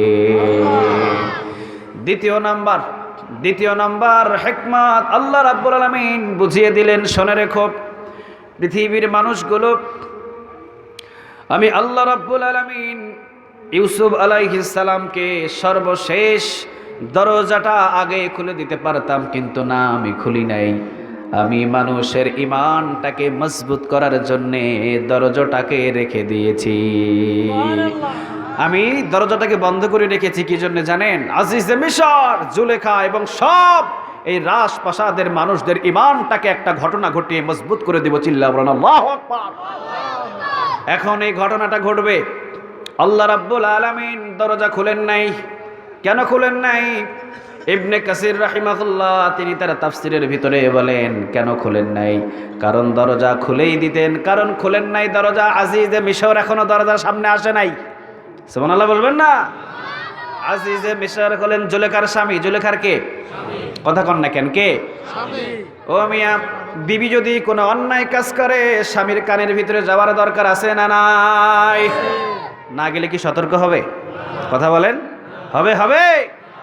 আল্লাহ রাব্বুল আলামিন বুঝিয়ে দিতে চায়, আজিজে মিশর তোমার বিবি যেই রকম আকরমের ভিতরে আমার পয়গম্বরকে জড়াতে চায়, এখন তোমার সামনে আমি প্রকাশ করে দিতে চাই। সুবহানাল্লাহ বলবেন না? তুমি তোমার বিবিরে শাসন করো, তোমার বিবিকে কন্ট্রোল করো। আল্লাহু আকবার। আল্লাহ রাব্বুল আলামিন আজিজে মিশর দরজার সামনে হাজির। দরজার তালা খুলতে দেরি নেই। এতক্ষণ পর্যন্ত দরজাটারে বন্ধ করে রেখেছিলেন কে? দরজা তো টানাটানি করতেছেন ইউসুফ আলাইহিস সালাম। টানাটানি করে নাই? টানাটানি করতেছেন তিনি। ফাতহুল কাদির তাফসীরের ভিতরে লিখেছেন বারবার টানছেন তিনি। প্রত্যেকটা ইউসুফ আলাইহিস সালামের ঘাম থেকে, প্রত্যেকটা পশমের গোড়া থেকে ঘাম ঝরে পড়েছে। আচ্ছা, আল্লাহ যদি দরজা বন্ধ করে রাখে, ইউসুফ আলাইহিস সালাম কেন, ইউসুফ আলাইহিস সালামের 14 গোষ্ঠীও যদি টানে খুলতে পারবে? কথা বলেন, পারবে? পারবে। আজিজে মিশরের সামনে, জুলেখা পিছনে, দরজাটারে খুলে দিলেন কে? জুলেখা ইউসুফ আলাইহিস সালামের ডাব পিছনে জামাটা ধরলেন। জামা পিছন দিকে, জামাটা ধরতেই আজিজে মিশর ইউসুফ আলাইহিস সালামকে খুব ভালোবাসতেন, কিন্তু নিজের ছেলে হিসাবে ভালোবাসতেন। তা আজিজে মিশর নিজের ছেলের মতোই ইউসুফ আলাইহিস সালামকে কাশ্মীরি কিছু অনেক দামি নরম, আমরা তো অনেক সময় চিনি ধুতি কাপড়। ধুতি কাপড় চিনি না আমরা? এটা থেকে আঙ্গুল দিয়ে একটু টান দিলে ছিঁড়ে যায় না? এই জাতীয় কাপড় ইউসুফ আলাইহিস সালামের শরীরের ভিতরে ছিল। জুলেখা পিছন দিকে ধরতে দেরি, ছিঁড়তে দেরি নেই, ছিঁড়ে চলে এসেছে জুলেখার হাতের ভিতরে। ইউসুফ আলাইহিস সালাম দরজা খুলে সামনে বাহির হয়েছে। সামনেই হলেন আজিজে মিশর। সামনে কেডা? সামনেই হলেন আজিজে মিশর। অবাক, এত রাতের বেলা, 1টা বাজে 2টা, আমার বিবির ঘর থেকে ইউসুফ আলাইহিস সালাম যুবক মানুষ বাহির হয় কেন? আমরা হলেও তো চিল্লা চিল্লি লাগাই দিতাম, ঠিক কিনা? চিল্লা চিল্লি লাগাই দিতাম না? আজিজে মিশর ইউসুফ আলাইহিস সালামের দিকে গরম চক্ষু দিয়ে তাকালেন। ইউসুফ আলাইহিস সালাম নিচের দিকে তাকানোর পর বললেন, আমার কোনো দোষ নাই, সমস্ত দোষ হলো কারি মামা আর আপনার স্ত্রী জুলেখা। জুলেখা পিছন দিক দিয়ে আজিজে মিশরের সামনে মিষ্টি ভাষায় আজিজে মিশরকে বললেন, প্রাণের স্বামী আমার, আপনি তো আমারে ভালোভাবে চিনেন, আমি কি খারাপ মানুষ? আমি কি খারাপ মানুষ? আপনার কি মনে হয়? আমি তো খারাপ মানুষ না।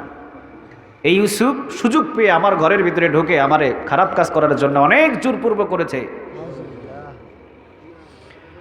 ইউসুফ আলাইহিস সালাম পড়ে গেলেন বিপদে। নিজের বিবির সাক্ষ্য আজিজে মিশর ধরে নিলেন। ইউসুফ আলাইহিস সালামের দিকে চক্ষুষ রাগান্বিতভাবে তাকিয়েছে। ইউসুফ আলাইহিস সালাম বললেন, বিপদে ও মিয়া, পৃথিবীর সব শক্তি যেখানে শেষ হয়ে যায় সেখান থেকে শক্তি শুরু হয় কার? আল্লাহ রাব্বুল আলামিন বললেন, পেরেশান নাই, টেনশন নাই, ইউসুফ যাও, তুমি না আমার পয়গম্বর, তোমার হেফাজতের দায়িত্ব, রক্ষা করার দায়িত্ব তোমার নয়, তোমার হেফাজতের দায়িত্ব, রক্ষা করার দায়িত্ব একজনের। বলেন তো তিনি কে? মাশাআল্লাহ। আল্লাহ রাব্বুল আলামিন ইউসুফ আলাইহিস সালামের পেরেশান আর টেনশন দেখে আরশে আজিম থেকে গায়েব আওয়াজ দিয়ে বললেন, রে পয়গম্বর ইউসুফ, চক্ষুটারে বন্ধ করো।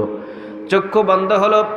আল্লাহ রাব্বুল আলামিন গায়েব থেকে আওয়াজ দিয়ে বললেন, পয়গম্বর ইউসুফ, জুলেখার ফুফাতো বোন, কেউ বলেন খালাতো বোন, বোন তো খালাতো ফুফাতো একই না, কাছাকাছি। ফুফাতো বোন, দেখো পাশের রুমেই ফুফাতো বোনের 6 মাসের একটা বাচ্চা যে এখনো পর্যন্ত মায়ের স্তন থেকে দুধ ঠিক মতো টেনে খেতে পারে না। আজকে আমি আজিজ মিশরের ইমানটাকে মজবুত বানাবো, জুলেখাকে অবাক করে দেব। জুলেখা দীর্ঘদিন পর্যন্ত আমন খোদার ইবাদত করে, ওই জুলেখারে আমি আজকে ইমান মজবুত বানাবো, ডোজ খাওয়াবো। জুলেখারে যাও, আমি আল্লাহ রাব্বুল আলামিন আজকের এই সাক্ষী হিসাবে আমি ওই কিসিনকে কবুল করে নিলাম। জুলেখার ফুফাতো বোনের কোলের ভিতরে ছোট্ট একটা 6 মাসের বাচ্চার নামটা হলেন কিসিন। নামটা কি? সবাই তো বললেন, নামটা কি বলেন? মুখস্থ করতে হবে, নাম কি? কিসিন নাম। 6 মাসের বাচ্চা ইউসুফ আলাইহিস সালাম তিনি আজিজ মিশরকে বললেন, আজকের এই দোষীকে, এইটা আল্লাহ রাব্বুল আলামিনের পক্ষ থেকে আমার কাছে গায়েব থেকে আওয়াজ এসেছে, আজকের এই ফয়সালা ইউসুফ আলাইহিস সালাম দেবে না, আজকের এই ফয়সালা আজিজ মিশর দেবে না, আজকের এই ফয়সালা জুলেখাও দেবে না, আজকের এই ফয়সালা জুলেখার ফুফাতো বোনের কোলে 6 মাসের বাচ্চা আছে যার নামটা হলেন কিসিন। কিসিন বলে দেবে দোষীকে আর নির্দোষীকে, পবিত্রকে আর অপবিত্রকে। সুবহানাল্লাহ বলবেন না? আজিজ মিশর বলেন, এইটা কেমনে সম্ভব? ইউসুফ আলাইহিস সালাম বললেন, এইটাই সম্ভব। সুবহানাল্লাহ নাই? ইন্নামা আমরুহু ইযা আরাদা শাইআন আন ইয়াকুলা লাহু কুন ফায়াকুন। আল্লাহু আকবার। আচ্ছা, আল্লাহ যদি বলে 6 মাসের বাচ্চা তুই কথা বল, কথা বলতে পারে না? আল্লাহ তো কুন বলতে দেরি, ফায়াকুন হইতে দেরি আছে? কথা বলেন, আছে? আছে। নিয়ে আসা হলো 6 মাসের বাচ্চা কিসিনরে নিয়ে আসার পর ইউসুফ আলাইহিস সালাম মাথার উপরে ডান হাত মুবারক মাথার উপরে দিয়ে নেড়ে দিলেন। কিসির মুস্কি একটা হাসি দিয়েছে। বুঝতে হবে কিসিনের হাসির উদ্দেশ্য হলো মাথার উপরে সাধারণ কোনো মানুষের হাত লাগে নাই, মাথার উপরে হাত লেগেছে আল্লাহর পয়গম্বর। সুবহানাল্লাহ বলবেন না?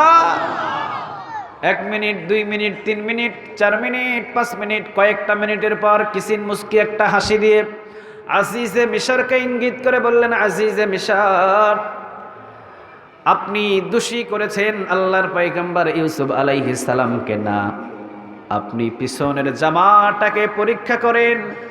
যদি ইউসুফ আলাইহিস সালামের পিছনের জামাটা যদি ছিঁড়া পান, বুঝতে হবে জুলেখা দোষী।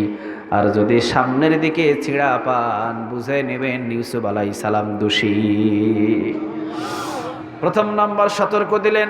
দ্বিতীয় নাম্বার সতর্ক দিলেন, ইউসুফ আলাইহিস সালাম সাধারণ কোনো মানুষ নয়। আল্লাহু আকবার বলবেন না? কি ঘটনা ঘটিয়ে দিলেন কিসিনের জবান দিয়ে? আল্লাহ রাব্বুল আলামিন বলে দিলেন, ইউসুফ আলাইহিস সালাম সাধারণ কোনো মানুষ নয়, ওর বাপ নবী। সুবহানাল্লাহ নাই? ইউসুফ আলাইহিস সালামের বাপ যে নবী তা না, ইউসুফ আলাইহিস সালামের দাদাও নবী। কাল লাগে বেয়াদব করো। ইউসুফ আলাইহিস সালাম হলেন পবিত্র মানুষ। পবিত্র মানুষকে কখনো অপবিত্র বানানোর চেষ্টা করো না। পবিত্র বলে একটা সিল দিয়ে কিসিন চলে গেলেন। সুবহানাল্লাহ বলবেন না? ঠিক আজিজে মিশর পিছন দিকে দেখলেন, সামনের দিকে জামা ছেঁড়া নাই, পিছন দিকে ছেঁড়া। বোঝা গেল জুলেখা দোষী। জুলেখার দিকে তাকায় দেখে জুলেখার ঘাম ঝরছে, সাথে সাথে অজ্ঞান হয়ে জায়গায় পড়ে গেছে। অবাক! আল্লাহু আকবার। কিন্তু ভাগ্যদোষে জুলেখার হাতে ক্ষমতা, আজিজ মিশরের হাতে ক্ষমতা। নির্দোষ মানুষটারে জেলখানার ভিতরে পাঠাইয়া দিলেন। শুধুমাত্র যে জুলেখা, আজিজে মিশর নির্দোষ মানুষটারে জেলখানা পাঠালেন তা না, এখনো পর্যন্ত নির্দোষ মানুষগুলো জেলখানার ভিতরে থাকে কি থাকে না। জেলখানা হলো ডাকাতের জন্যে, সংবিধানের লেখা। জেলখানা হলো ডাকাতের জন্যে, জেলখানা হলো মিথ্যাবাদীদের জন্যে, জেলখানা হলো চোরদের জন্যে, ডাকাতের জন্যে, খুনিদের জন্যে। কিন্তু ডাকাত, খুনি, সন্ত্রাস সবগুলো হলো জেলখানার বাহিরে, বিশ্ব মুফাসসির জেলখানায়। ঠিক কিনা? 30 বছর পর্যন্ত কোরআনের দাওয়াত দেওয়ার পরেও কোথায়? কথা কন না কে? যুগে যুগে জুলুমই চলে এসেছে, জুলুমই থাকবে, তবে জুলুমদের চোখের ভিতরে ফাঁক দিয়ে ইনশাল্লাহ অবশ্যই অল্প দিনের ভিতরে কালেমার পতাকা পতপত করে উড়বে।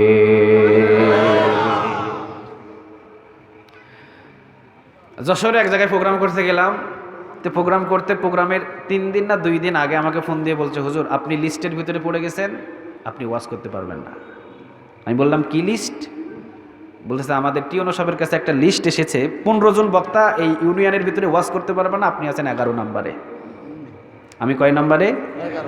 আমি বললাম বাংলাদেশের ভিতরে ওয়াইজিনদের লিস্ট হয়, বাংলাদেশের ভিতরে বক্তাদের লিস্ট হয়, চোর ডাকাত বাটপার ছিনতাইকারী জেনাখুর আর খুরিদের লিস্ট বাংলাদেশে নয়, ওয়াইজিনদের লিস্ট বাংলাদেশে থাকে। ঠিক কিনা? থাকে না? আরে লিস্ট তো দরকার খুনিদের, লিস্ট করা দরকার ডাকাতের, লিস্ট করা দরকার মিথ্যাবাদীদের, এদের লিস্ট নাই, লিস্ট হলো বক্তাদের। কারণ মাশাআল্লাহ বক্তা সাহেবেরা তো কোনো কিছু বলতে পারে না, হ্যাঁ, সরল সোজা তো, এই জন্যে বয়ানরত অবস্থায় মাইকে তেলাওয়াত করা অবস্থায় মাশাআল্লাহ গুন্ডা মাস্তান ডাকাত মাইক পর্যন্ত টেনে নিয়ে চলে যায়। ক্ষমতা কত বাড়ছে দেখছেন? হ্যাঁ, আল্লাহু আকবার। মুনাফিক আমরা কোরআন এবং হাদিস থেকে শুনছি, আব্দুল্লাহ ইবনে উবাই ছিলেন একটা মুনাফিক, অনেক ওয়াজে শুনছি, এখন নির্দোষ একদম চোখ দিয়ে দেখতেছি মুনাফিকের চরিত্র। ঠিক না? স্বয়ং ভিডিও লাইভ প্রমাণ হয়ে পড়ে আছে। গত 2 দিন আগে না 1 দিন আগে সমস্ত মিডিয়ারে সামনে নিয়ে যত মিথ্যা কথা সব বলতেছে। ঠিক কিনা? তুই বেটা যদি একটা সরি বলে দিতি যে আমার ভুল হয়ে গেছে, আমি ভুল করছি, এত মিথ্যা কথা বলা লাগতো না। সব মিথ্যা কথা দিয়া চাপাইতে চায়। জাতি এখন বুঝতে শিখেছে, জাতি এখন বুঝতে শিখেছে, বেশি দিন দেরি নাই। যেই জনগণকে মঞ্চের উপরে গুন্ডা পান্ডার সাহস দেখিয়ে জনগণকে থামিয়ে দেখেছ, ওই জনগণ যখন রাস্তায় বাহির হবে দুর্গত্ব খুঁজে পাবি না পালানোর জন্যে।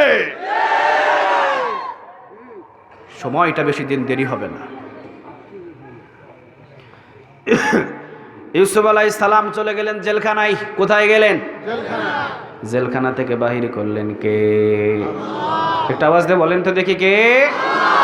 আল্লাহ রাব্বুল আলামিন বললেন, পয়গম্বর ইউসুফ জেলখানার ভিতরে যে প্রবেশ করিয়েছি মনে করো না, জেলখানার দরজা দিয়ে বাহির হওয়ার পর আমি আল্লাহ রাব্বুল আলামিন তোমাকে গোলাম করে রেখে দেব না। জেলখানার দরজা দিয়ে বাহির করে আমি আল্লাহ তোমাকে খাদ্যমন্ত্রীর দায়িত্ব দেব। মাশাআল্লাহ, খাদ্যমন্ত্রীর দায়িত্ব পেয়ে গেলেন ইউসুফ আলাইহিস সালাম। সুবহানাল্লাহ বলবেন না? খাদ্যমন্ত্রীর কয়েকদিন পরেই হলেন আজিজে মিশর, মানে জুলেখার স্বামীর যে দায়িত্ব, ওই দায়িত্বটাও আল্লাহর পক্ষ থেকে ইউসুফ আলাইহিস সালামের কাঁধের উপরে দিয়ে দিলেন কে? আল্লাহু আকবার, আল্লাহু আকবার।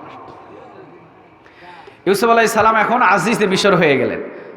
চতুর্দিকে অভাব আর অভাব। যে কথাটুকু আমি আপনাদেরকে বোঝানোর জন্য কথাটা টানছি আমি, বুঝবেন এখন। চতুর্দিকে অভাব আর অভাব, মিশরের ভিতরে অভাব।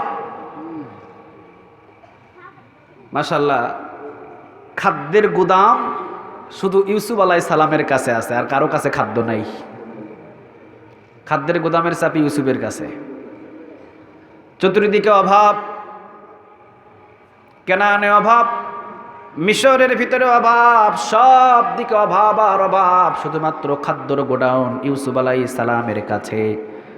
ইউসুফ আলাইহিস সালাম নিয়ম করলেন, চতুর্দিকে অভাব, মিশরের ভিতরে যত মানুষ বিনা পয়সায় তাদেরকে গম দেওয়া হবে। একদিন গম নিলে 3 দিন নিতে পারবে না। জোরে বলেন কয়দিন? একটা পরিবারের ভিতরে 5 জন সদস্য, 10 কেজি গম আজকে দিয়ে দিলাম, 3 দিন আরে গম নিতে পারবে না, 3 দিন পরে আবার 10 কেজি নিয়ে যাবে। নিয়মটা ভালো না? কথা কন না কেন? ভালো। পয়গম্বরের নিয়ম, এটা তো খারাপ হতে পারে না। 3 দিন পর পর সবাই এসে গম নিয়ে যায়, কিন্তু একটা ছেলে প্রতিদিন লাইনে দাঁড়িয়ে থাকে। একটা ছেলে প্রতিদিন এসে লাইনের ভিতরে দাঁড়িয়ে থেকে প্রতিদিন 10 কেজি করে গম নিয়ে যায়। সেনাপতি সবাই ছেলেরা ডাক দিয়ে বললেন, বাবা তুমি যে প্রতিদিন লাইনে এসে গম নিয়ে যাও, বাবা ইউসুফ আলাইহিস সালাম তো এই অধিকার দেয় নাই একদিন নিলে 3 দিন নিতে পারবা না, এটা হলো পারমিশন। ইউসুফ আলাইহিস সালামের কথা, এটা লিখিতভাবে আইন, একদিন নিলে 3 দিন নিতে পারবা না। বাবা আজকে নিয়ে গেলা কালকে আসবা না। ছোট্ট ছেলেটা কয় কালকেও এসে নিয়ে যামু। আপনাদের নোয়াখালীতে এটা কি কয়? ঘাততেড়া। হ্যাঁ, কি বলে? ঘাততেড়া মানে কইছেন হাতে, এরপরও নিবেই নিবে। এটা কি বলেন আপনারা? এই নৌকা এটা ধরবি না, আগে গিয়ে নৌকাটারে ধরছে, এটারে কি বলেন আপনারা? ঘাততেড়া। ঘাততেড়া করে বলে না আগামীকালও আমু, মাশাআল্লাহ আগামীকালও একবারে সামনে। সবার সামনে এসে গমের জন্য বস্তা নিয়ে দাঁড়িয়ে আছে, দিয়ে দিলেন। বললেন বাবা 3 দিন পরে আসবা, আগামীকাল আসবা না। কয় না আগামীকালও আসবো। ঠিক আগামীকালও সবার সামনে সেনাপতি কোনোভাবে বাচ্চাটারে না বুঝাইতে পেরে হাত ধরে নিয়ে গেলেন পয়গম্বর ইউসুফ আলাইহিস সালামের দরবারে। সুবহানাল্লাহ বলবেন না? নিয়ে চলে গেলেন পয়গম্বর ইউসুফ আলাইহিস সালামের দরবারে। যাওয়ার পর পয়গম্বর ইউসুফ আলাইহিস সালামের সামনে বললেন এই যে দেখেন ছোট্ট বাচ্চাটা প্রতিদিন লাইনে দাঁড়ায়, আমরা নিষেধ করি কারো কথা মানে না, কয় প্রতিদিন গম লইয়া যাইব, কারো কথা শুনবো না। আপনি বুঝান, আমরা বুঝাইতে পারি নাই। ইউসুফ আলাইহিস সালাম হলেন নম্র মানুষ, ভদ্র মানুষ। ভদ্রভাবে নম্রভাবে বললেন বাবা প্রতিদিন তো তোমার ঘরের ভিতরে গম নিয়ে যাওয়ার কোনো প্রয়োজন নাই, একদিন নিলে 3 দিন নিতে পারবা না, এইটা তো আমি আইন করে দিয়েছি, কেন তুমি পয়গম্বরের আইন শোনো না? পয়গম্বরের আইন মানো না কেন? ছোট্ট বাচ্চার জবানে কোনো কথা নাই। ইউসুফ আলাইহিস সালাম বললেন বাবা এখন কথা বলো না কেন? সবার সামনে তো কথা বলছিলা, আমার সামনে কথা বলো না কেন? ইউসুফ আলাইহিস সালাম কথা বলে, ছোট্ট বাচ্চা এখনো পর্যন্ত কোনোই কথা বলে না।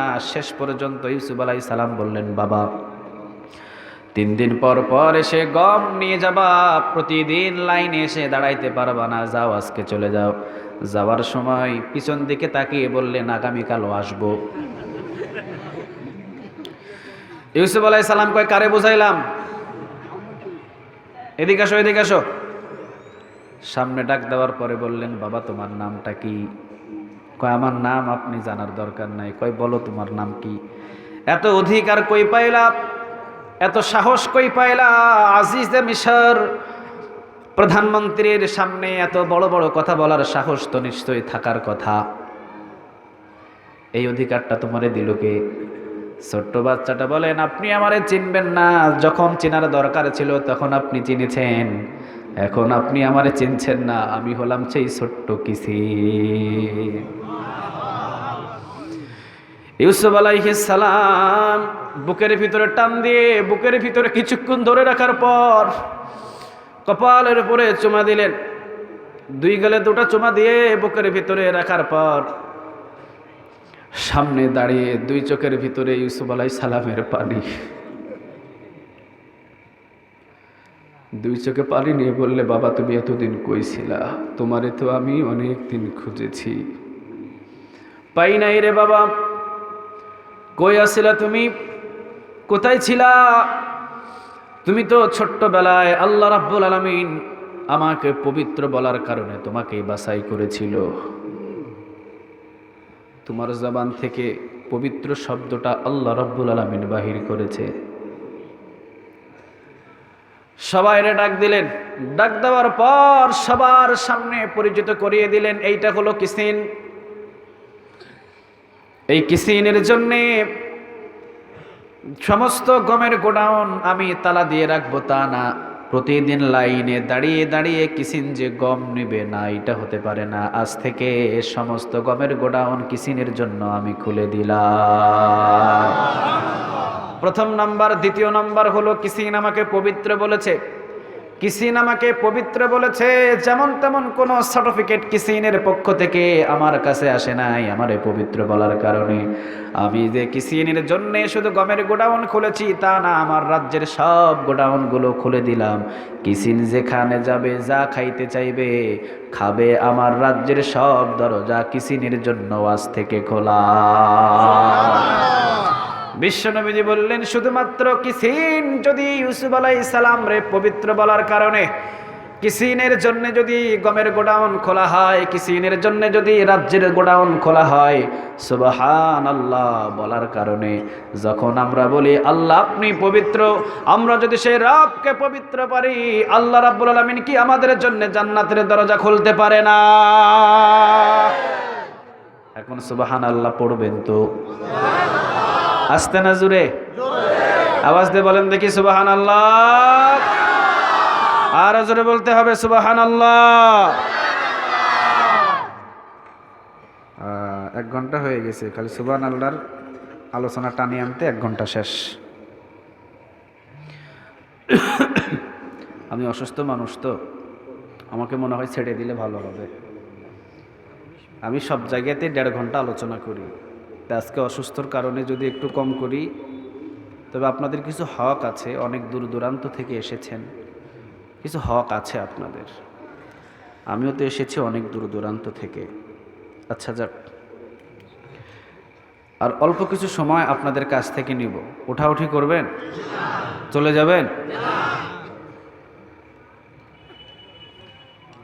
তাহলে উঠতে বসতে সব জায়গাতে জবানের ভিতরে একটা শব্দ রাখবেন। সেইটা শব্দটা কি বলেন তো দেখি? আওয়াজ দিয়ে বলেন, শব্দটা কি? সুবহানাল্লাহটা রাখবেন। হ্যাঁ আসেন, কোরআনের ভিতর থেকে কথা বললে ইমানটা তাজা হয়ে যায়। ইমানটা কি হয়ে যায়? তাজা হয়ে যায়। আপনি প্রতিদিন যদি একটা মাদ্রাসার পাশে যদি আপনার দোকান থাকে, দেখবেন আপনি অটোমেটিক নামাজি হয়ে যাবেন। কেন নামাজি হবেন জানেন? প্রতিদিন তেলাওয়াতের একটা আওয়াজ আপনার কানে আসতে আসতে আপনার কলিজাটা অটোমেটিক নরম হয়ে যাবে, পরিষ্কার হয়ে যাবে, পরিচ্ছন্ন হয়ে যাবে। আপনাকে আর শয়তান ধরে রাখতে পারবে না। দৌড় দিয়ে আজান হইতে দেরি, মসজিদে যাইতে দেরি হবে না, ঠিক কিনা? কোরআনটা এটা একটা বলা যায় যে হাতুড়ি। এটা কি? মানে ইমানটাকে যত পিডানোর জন্য প্রয়োজন, মজবুত করার জন্য যত পিডানোর প্রয়োজন, এই কোরআন। পৃথিবীর আর কোনো কিছু দিয়ে পিডাইলে ইমানটা মজবুত হবে না, ঠিক কিনা? আচ্ছা, এই কথাটা কার বলেন? আল্লাহ বললেন, ইন্নামাল মুমিনুনাল্লাযীনা ইযা যুকিরাল্লাহু ওয়াজিলাত কুলুবুহুম ওয়া ইযা তুলিয়াত আলাইহিম আয়াতুহু যাদাতুহুম ঈমানা ওয়া আলা রাব্বিহিম ইয়াতাওয়াক্কালুন। কথাটা কার?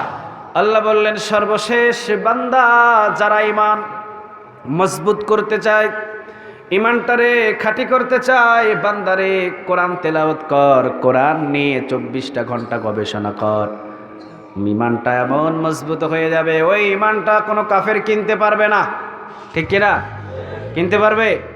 কোনো নাস্তিক ওই ইমানটারে কোনোদিন ভাঙতে পারবে না। কোনো নাস্তিক তোর সামনে দাঁড়িয়ে কোরআনের বিপক্ষে কথা বলে পার পাবে না।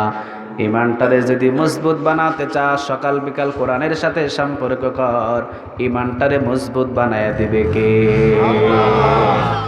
এমন ইমান মজবুত হবে, পৃথিবীর কোনো কিছুর পরোয়া করবে না। ওই ইমানটা শুধু একজনের পরোয়া করবে, বলেন তিনি কে? আলা রাব্বিহিম ইয়াতাওয়াক্কালুন। তখন আল্লাহকে ছাড়া আর পৃথিবীর কাউরে পরোয়া করবে না। আমরা একজনের পরোয়া করি, বলেন তো তিনি কে? আল্লাহ। খাওয়ার সময় আমাদের সাথে থাকেন কে? আল্লাহ। ঘুমানোর সময় সাথে থাকেন কে? আল্লাহ। বিপদে পড়েছি সাথে আছেন কে? আল্লাহ। আবার যখন সুখে আছি তখনও আমাদের সাথে একজনাই থাকেন, বলেন তো তিনি কে? আল্লাহ। 24টা ঘন্টা আমরা একজনকে সাথে রাখি, বলেন তিনি কে?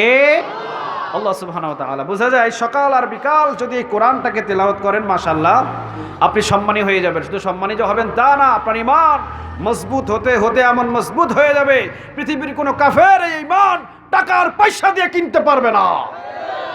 এই ঈমানটা শুধু একজনাকে ভয় করবে, বলেন তিনি কে? আল্লাহ। আওয়াজ দিয়ে বলতে হবে কে? আবার বললেন এই কোরআনের সাথে যদি আপনার সম্পর্ক হয়, কোরআন এমন একটা কিতাব, পৃথিবীর ভিতরে মানুষের কোনো বানানো কিতাবের মতন কোরআন কিন্তু কিতাব নয়। ইকরাউল কোরআন ফাইন্নাহু ইয়াতি শাফিআল আসহাবিহি ইয়াউমাল কিয়ামা। সকাল আর বিকাল যদি কোরআন তেলাওয়াত করেন, কিয়ামতের দিন সুপারিশ করে কোরআন আপনাকে জান্নাতের গেট পর্যন্ত নিয়ে যাবে। সুবহানাল্লাহ বললেন না? প্রথম নাম্বার মেসেজ, যারা কোরআন জানি না, আজকের পর থেকে চেষ্টা করব। সবাই রাজি? কথা বলতে হবে, সবাই রাজি? আল্লাহ তুমি কবুল করো। আর জোরে বলেন আমিন। কোরআনের সাথে স্পর্শ, সম্পর্ক, কোরআনের সাথে বন্ধুত্ব হইতে দেরি, সম্মানী আর মর্যাদাবান বান্দা হতে আপনার দেরি হবে না। এলাকার ভিতরে সবচেয়ে দামি একটা কাঠের নাম বলেন তো দেখি। ইউটিউবের ভিতরে আমার এই আলোচনা হয়তো শুনেছেন, সেগুন গাছের কাঠ। এই যে খাটে 50,000 টাকা দিয়ে সেগুন গাছের কাঠ দিয়ে একটা খাট বানালেন, 50,000 টাকা। কত হাজার? 50,000 টাকা দিয়ে মাশাআল্লাহ সেগুন গাছের কাঠের খাট বানিয়েছেন। আচ্ছা বলেন তো দেখি, কোনোদিন ঘুমাইছেন, সালাম করছেন কোনোদিন? লাথি লাগলে সালাম আছে? হ্যাঁ, সালাম করে। আচ্ছা 30 টাকা দিয়ে বাজার থেকে যদি আপনার ছোট্ট একটা মামুনির জন্য, ছোট্ট আপনার মেয়ের জন্য যদি বলে, আব্বু আমি তো কোরআন শরীফ ধরবো, বক্তব্যে পড়ছি, আগামীকাল আমার জন্য একটা কোরআন আর একটা রেহেল নিয়ে আসবেন। আচ্ছা 200 বা 300 টাকা হাদিয়া দিয়ে একটা কোরআন আর 30 টাকা দিয়ে একটা রেহেল কিনে নিয়ে আসলেন। ছোট্ট আপনার মেয়েটা প্রতিদিন এই কোরআন শরীফটা তেলাওয়াত করে, প্রতিদিন এই রেহালের উপরে মাশাআল্লাহ এই কোরআন শরীফটা 24টা ঘন্টা থাকে। হঠাৎ আপনি কাজ করতে করতে ভুলেও যদি কখনো আপনার লাথি লেগে যায় রেহেলে, কি করেন? সবাই তো কয় না, কি করেন? কেন রেহেলে চুমা দেন কেন? সালাম করেন কেন? বুঝতে হবে, হাজার লক্ষ টাকা দামি হলেও সেগুন কাঠ কোরআন থেকে বহু দূরে, এই জন্য হাজার লাথি লাগে, কোনো সালাম নাই, ঠিক কিনা? কিন্তু যদিও 30 টাকা দামের রেহেল 24টা ঘন্টা কোরআনের সাথে সম্পর্ক থাকার কারণে লাথি লাগতে দেরি, সালাম করতে দেরি নাই। বুঝতে হবে এই কোরআন এই রেহেলের সম্মান আর মর্যাদা বাড়িয়ে দিয়েছে। চিল্লা বলেন ঠিক কিনা? আমি আর আপনি যদি কোরআনের সাথে থাকি, সম্মান বাড়বে না? কথা বলেন, বাড়বে? তিরমিজি শরীফের বর্ণনা, এমন সম্মান বাড়বে, কবরের ভিতরে নামানো হবে, কবরের ভিতরে নামানো হবে, কবরের ভিতরে শোয়ানো হবে। 2 জন ফেরেশতা আসবে। কয়জন? মান রাব্বুক ওয়া মা দীনুক মান হাযা রাজুলুল্লাযী বুইসা ফিকুম। প্রশ্ন হবে 3টা। জোরে বলেন কয়টা? মুসলিম শরীফের ভিতরে বলা হয়েছে প্রশ্ন 5টাও হইতে পারে। প্যাচ লাগায়েন না, প্যাচ লাগাই নাই। আমরা কবরে কেউ যাই না, এই জন্য কেউ জানি না যে আসলে প্রশ্ন কয়টা, ঠিক কিনা? আমরা সবাই জানি প্রশ্ন 3টা। 2টা বাড়লে কি কেউ কমাইতে পারবে? কমাইতে পারবে? তবে আল্লাহর কাছে দোয়া করে, আল্লাহ 5টা প্রশ্নের জবাব আমাদের উপরে চাপায়া দিয়েন না, 3টা প্রশ্নই নিন, তবে 3টা প্রশ্ন গায়েব থেকে উত্তর দেওয়ার জন্য ব্যবস্থা করে দিয়ে। দেখেন আপনার সম্মান আর আপনার মর্যাদা কতটুকু বৃদ্ধি হয়েছে। এই কোরআনটা আপনি তেলাওয়াত করতে করতে আপনি মারা গেলেন, আপনি কবরের ভিতরে শুয়ে গেলেন। আচ্ছা আপনাকে কবরের ভিতরে শোয়ানোর পর আপনার সাথে কেউ থাকবে? নোয়াখালীতে এরকম সিস্টেম নাই? সৌদি আরবে আছে? পুরা বাংলাদেশ না, পৃথিবীতে আছে? মৃত মানুষের পাশে আপনজন একজন কেউ থাকবে, আছে এরকম? কেউ থাকবে না ভাই সাহেব। কারে আপন বানাইছেন আপনি? হ্যাঁ, যতই আপন করেন কেউ আপনার আপন নয়। কবরের ভিতরে নামানো হলো। সহিহ হাদিসের বর্ণনা, 40 কদমের পর ফেরেশতাগুলো আসবে, তার রূহ আল্লাহ রাব্বুল আলামিন কবরের ভিতরে ঢুকিয়ে দেবে। ফেরেশতা আসবে কয়জন? অন্য বর্ণনায় প্রথমে আসবে একজন। আমরা 2 জনের বর্ণনায় শুনি 2 জন ফেরেশতা আসবে। উখতুম, তাকে উঠানোর চেষ্টা করবে, মাথার দিকে 30 পারা কোরআন দাঁড়িয়ে থাকবে। সুবহানাল্লাহ। বাড়িতে গিয়ে বললেন আপনার সম্মান আর আপনার মর্যাদা কোথায় গিয়ে পৌঁছেছে? যেখানে ছেলে নাই, যেখানে মেয়ে নাই, যেখানে আত্মীয় স্বজন নাই, পৃথিবীর কেউ নাই, সেই দিন আপনার ছোট্ট 30 পারা কোরআন আপনার মাথার পাশে।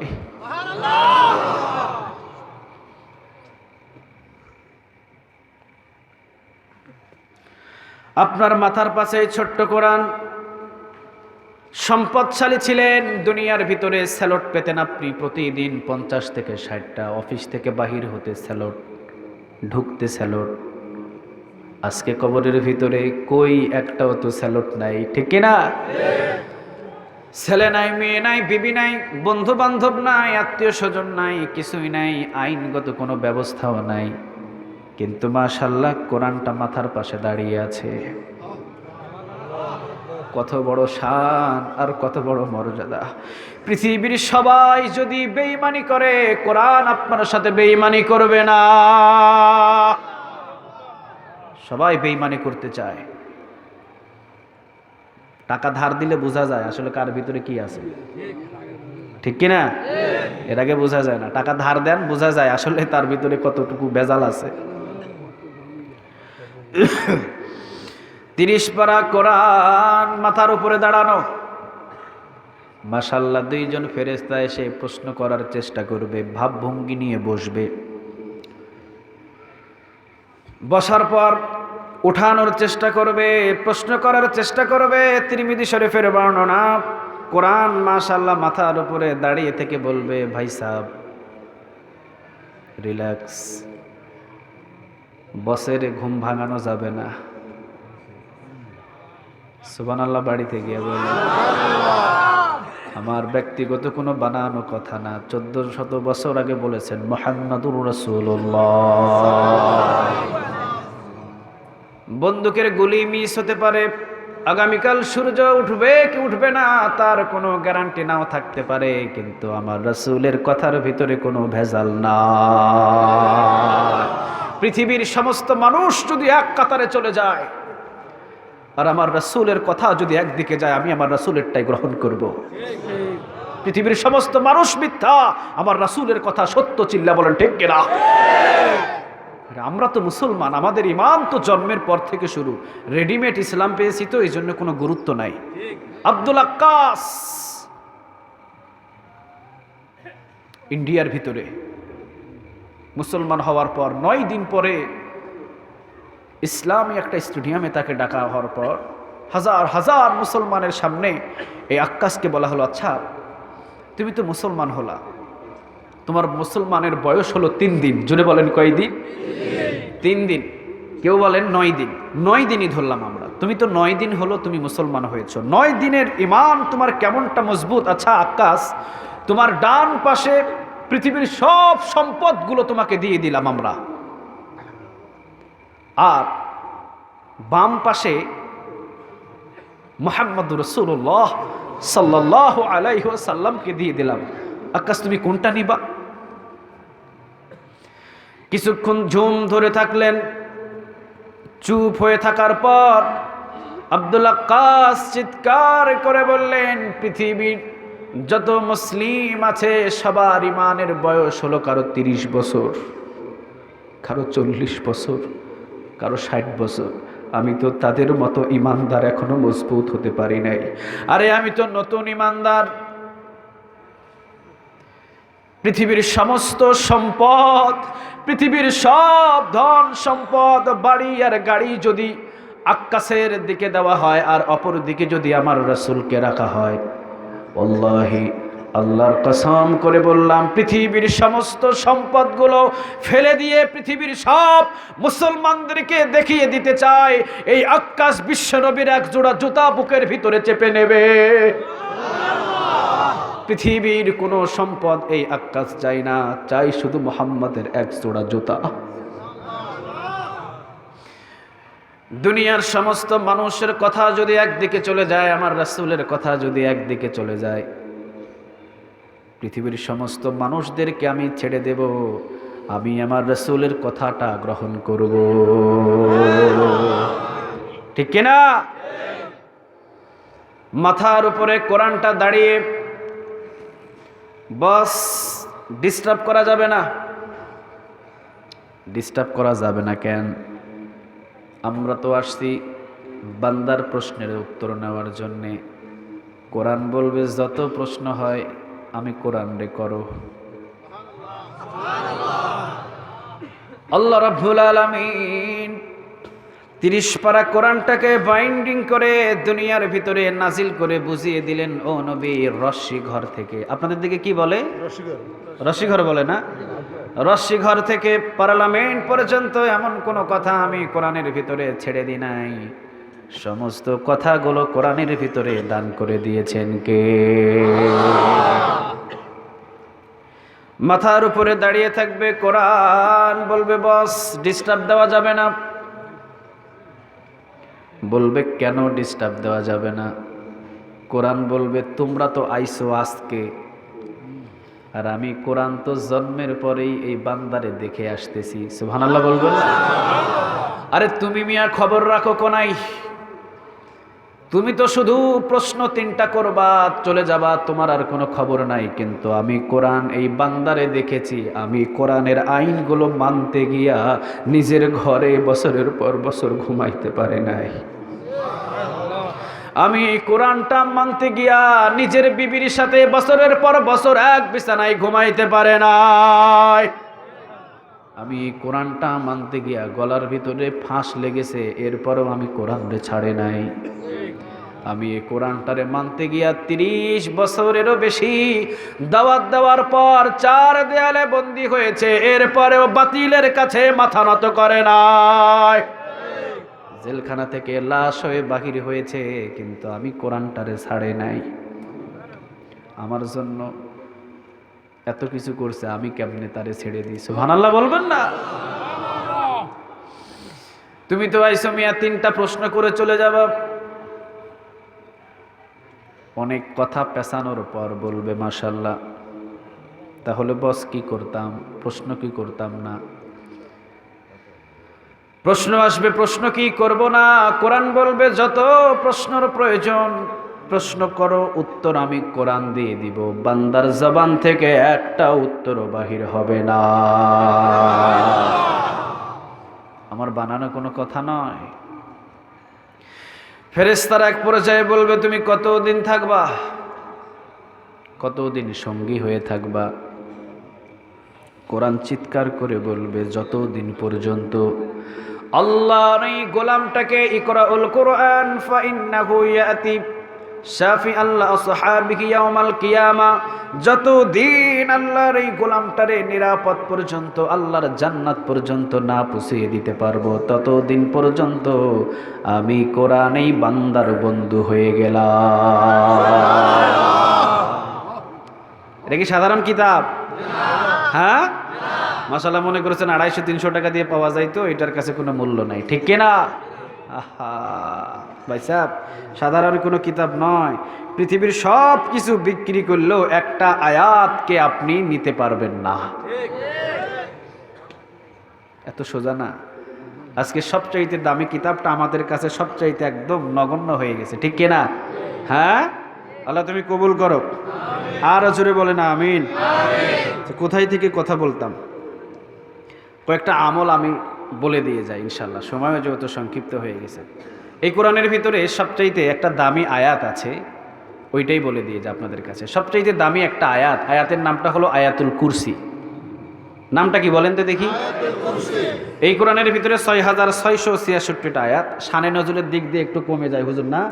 শানে নজুলের দিক দিয়ে আয়াতের সংখ্যা অল্প একটু কমে যায়, যাকে আমি কমেন্টটা বলছি না। 6666টা আয়াতের ভিতরে সবচেয়ে দামি আয়াতের নামটা হলো আয়াতুল কুরসি। লিখে নেন, নাম কি?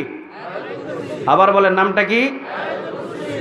সূরা বাকারা 255 নম্বর আয়াত। কত নম্বর? বিশ্বনবী বললেন একবার যদি পড়ে 15 পারা কোরআন তেলাওয়াতের নেক। পিছনের ভাইয়েরা মনে হয় বুঝে নাই।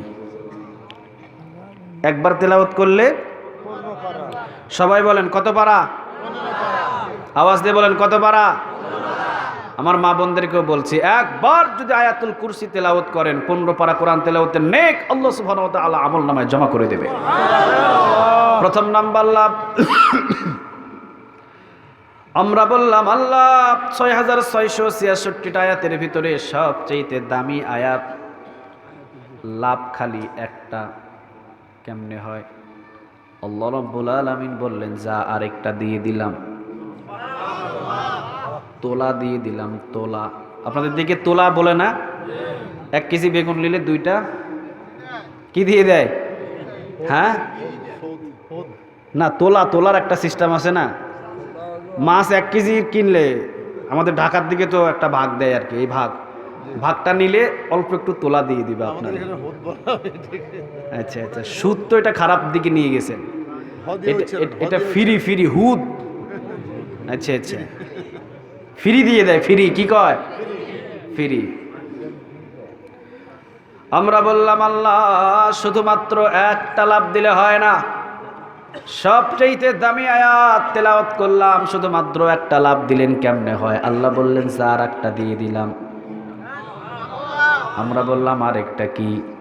বিশ্বনবীজি বললেন আরেকটা হলো প্রত্যেক ফরজ নামাজের পরে যদি আয়াতুল কুরসি পড়ে বান্দা, আল্লাহ রাব্বুল আলামিন জান্নাতে ঢুকিয়ে দেয়। আমরা বললাম জান্নাতে যাইতে পারি না কেন? বিশ্বনবীজি বলেন মৃত্যু হয় না, এই জন্য জান্নাতে যাওয়া যায় না, মরলেই জান্নাতে চলে যাবে। তৃতীয় নাম্বার, আমরা বললাম আল্লাহ আর কোনো লাভ আছে নাকি? আল্লাহ বললেন আরো চাস? আল্লাহর ভান্ডারে কি অভাব আছে? আওয়াজ দিয়ে বলেন। পৃথিবীর সব মানুষগুলো যদি এক জায়গাতে বসে প্রত্যেকটা মানুষের চাহিদা আল্লাহ সুবহানাহু ওয়া তাআলার কাছে বলেন, আল্লাহ কি পূরণ করতে পারে না? আমাদের রব কি যেমন তেমন রব? আচ্ছা, বাংলাদেশের প্রধানমন্ত্রী উনি যদি আসে, যদি বলে নোয়াখালীর ভিতরে ওবায়দুল কাদেরের এলাকা, হ্যাঁ ওবায়দুল কাদেরের এলাকা না এটা, যে এটা আমার মাশাআল্লাহ হ্যাঁ অনেক দামি একটা এলাকা। আচ্ছা, নোয়াখালীর মানুষ সবাই একত্রিত হওয়ার পর প্রধানমন্ত্রী যদি বলে নোয়াখালীর মানুষের সব চাহিদা আমি এই জায়গাতে পূরণ করে দিয়ে চলে যাব, আচ্ছা প্রধানমন্ত্রী কি পারবে? আমি প্রথমে কমো আমি হরিণের গুস্ত খামো, আমি বলবো এটা কিসের গুস্ত, আরেকজন বলবে আমি অমুক জিনিস, আরেকজন বলবে আমি অমুক। নোয়াখালীর সমস্ত মানুষের চাহিদা থাকবে একজনের মানুষের চাহিদা এক রকমের। প্রধানমন্ত্রী কি পারবে? কথা বলেন, পারবে? কিন্তু আল্লাহ রাব্বুল আলামিন বললেন বান্দারে পৃথিবীর সব মানুষ, শুধু নোয়াখালীর মানুষ না, সুবহানাল্লাহ বলবেন না? সৌদি আরবের মানুষ, তুরস্কের মানুষ, জর্ডানের মানুষ, আমেরিকার মানুষ, পৃথিবীর সব মানুষ যদি এক জায়গার ভিতরে বসার পর প্রত্যেকটা মানুষের চাহিদা আমি আল্লাহ রাব্বুল আলামিনের কাছে 1 মিনিটের ভিতরে করে 1 মিনিটের ভিতরে সব মানুষের চাহিদা আমি আল্লাহ রাব্বুল আলামিন পূরণ করে দিব, এরপরেও আমার ভান্ডার থেকে 1 ইঞ্চি পরিমাণও কমবে না। তিনিই হলেন আল্লাহ, সুবহানাল্লাহ বলেন। আমরা বললাম আল্লাহ তৃতীয় নাম্বার কোনো লাভ আছে? বললেন হ আছে, যা দিয়ে দিলাম। আমরা বললাম কি?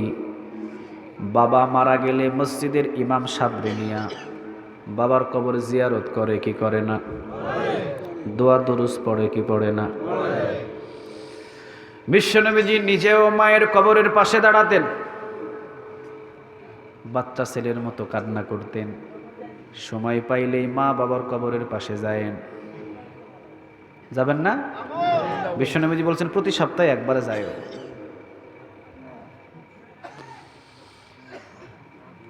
মা মারা যাওয়ার পর মসজিদের ইমাম, মসজিদের মুয়াজ্জিন নিয়ে মাশাআল্লাহ কবরের পাশে গিয়ে দোয়া ধরেন, আল্লাহ মায়ের কবরটা জান্নাতের বাগান বানায়া দাও।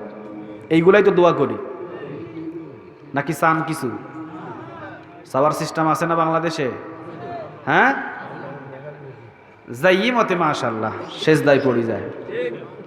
ছেলেরে নিয়ে মা গেছে বাবার কাছে। কার কাছে? বাবার কাছে যাওয়ার পরে ছেলেরে নিয়ে যাই, মা তো আগেই সালাম দিয়ে দিছে, সালাম দিয়ে বলতে বাবা কেমন আছেন? তো বলছে আলহামদুলিল্লাহ ভালো আছি। এবারে পিছনে আয়সা ছেলেরে কয় যা তুই সালাম দাও। তো ছেলে দিয়ে কয়, ছেলে তো আর বাবা কয় না, ছেলে কয় মামা আসসালামু আলাইকুম। ছেলে কি কয়? মা কয় মামা কইলি কেন? বাবাই না কইবি।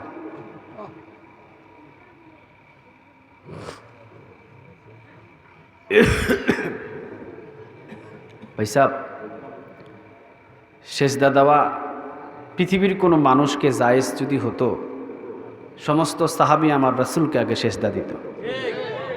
কোনো কবরে যদি সেজদা দেওয়া জায়েজ হতো, সর্বপ্রথম আমার রসুলের রওজাতে গিয়ে মসজিদের ইমাম মুআজ্জিন কাবা শরীফের ইমামগুলো আগে সেখানে সেজদা দিত, চিল্লা বলেন ঠিক কিনা? কোনো জায়গাতে সেজদা দেওয়া জায়েজ নাই। সেজদা দিবেন কারে? চাইবেন কার কাছে? মনে রাখেন, আপনি গিয়া মাজারে গিয়া মাশাআল্লাহ ছেলে চান মেয়ে চান, আরে মেয়ে আপনি ছেলে চাইলেন মেয়ে চাইলেন, মাজারে কি ছেলে দিতে পারে? মেয়ে দিতে পারে? কুকুর কোন মাজারে গেল আর 12টা করে বাচ্চা হয় কেমনে? গরু কোন মাজারে গেল ওরটা হয় কেমনে? ছাগল কোন মাজারে গেল ওরটা হয় কেমনে? আল্লাহ যাকে ইচ্ছা তাকে দেয়, যাকে ইচ্ছা তাকে দেয় না, ঠিক কিনা? দেওয়ার মালিক কে? আওয়াজ দিয়ে বলতে হবে কে? এই জন্য আল্লাহ রাব্বুল আলামিন সব কিছু দেওয়ার মালিক। কবরের পাশে গিয়ে জীবনে কোনোদিন কোনো মানুষ কোনো কিছু চায় না। মা এবং বাবার কবরের পাশে গিয়ে দোয়া করে, আল্লাহ আমার মায়ের কবরটা জান্নাতের বাগান বানায়া দাও, ঠিক না? এই দোয়াটাই তো করি, নাকি অন্য কোনো দোয়া? হ্যাঁ, এই দোয়া। তৃতীয় নম্বর, আয়াতুল কুরসি প্রতিদিন একবার যদি কেউ তেলাওয়াত করে, জোরে বলেন কয়বার?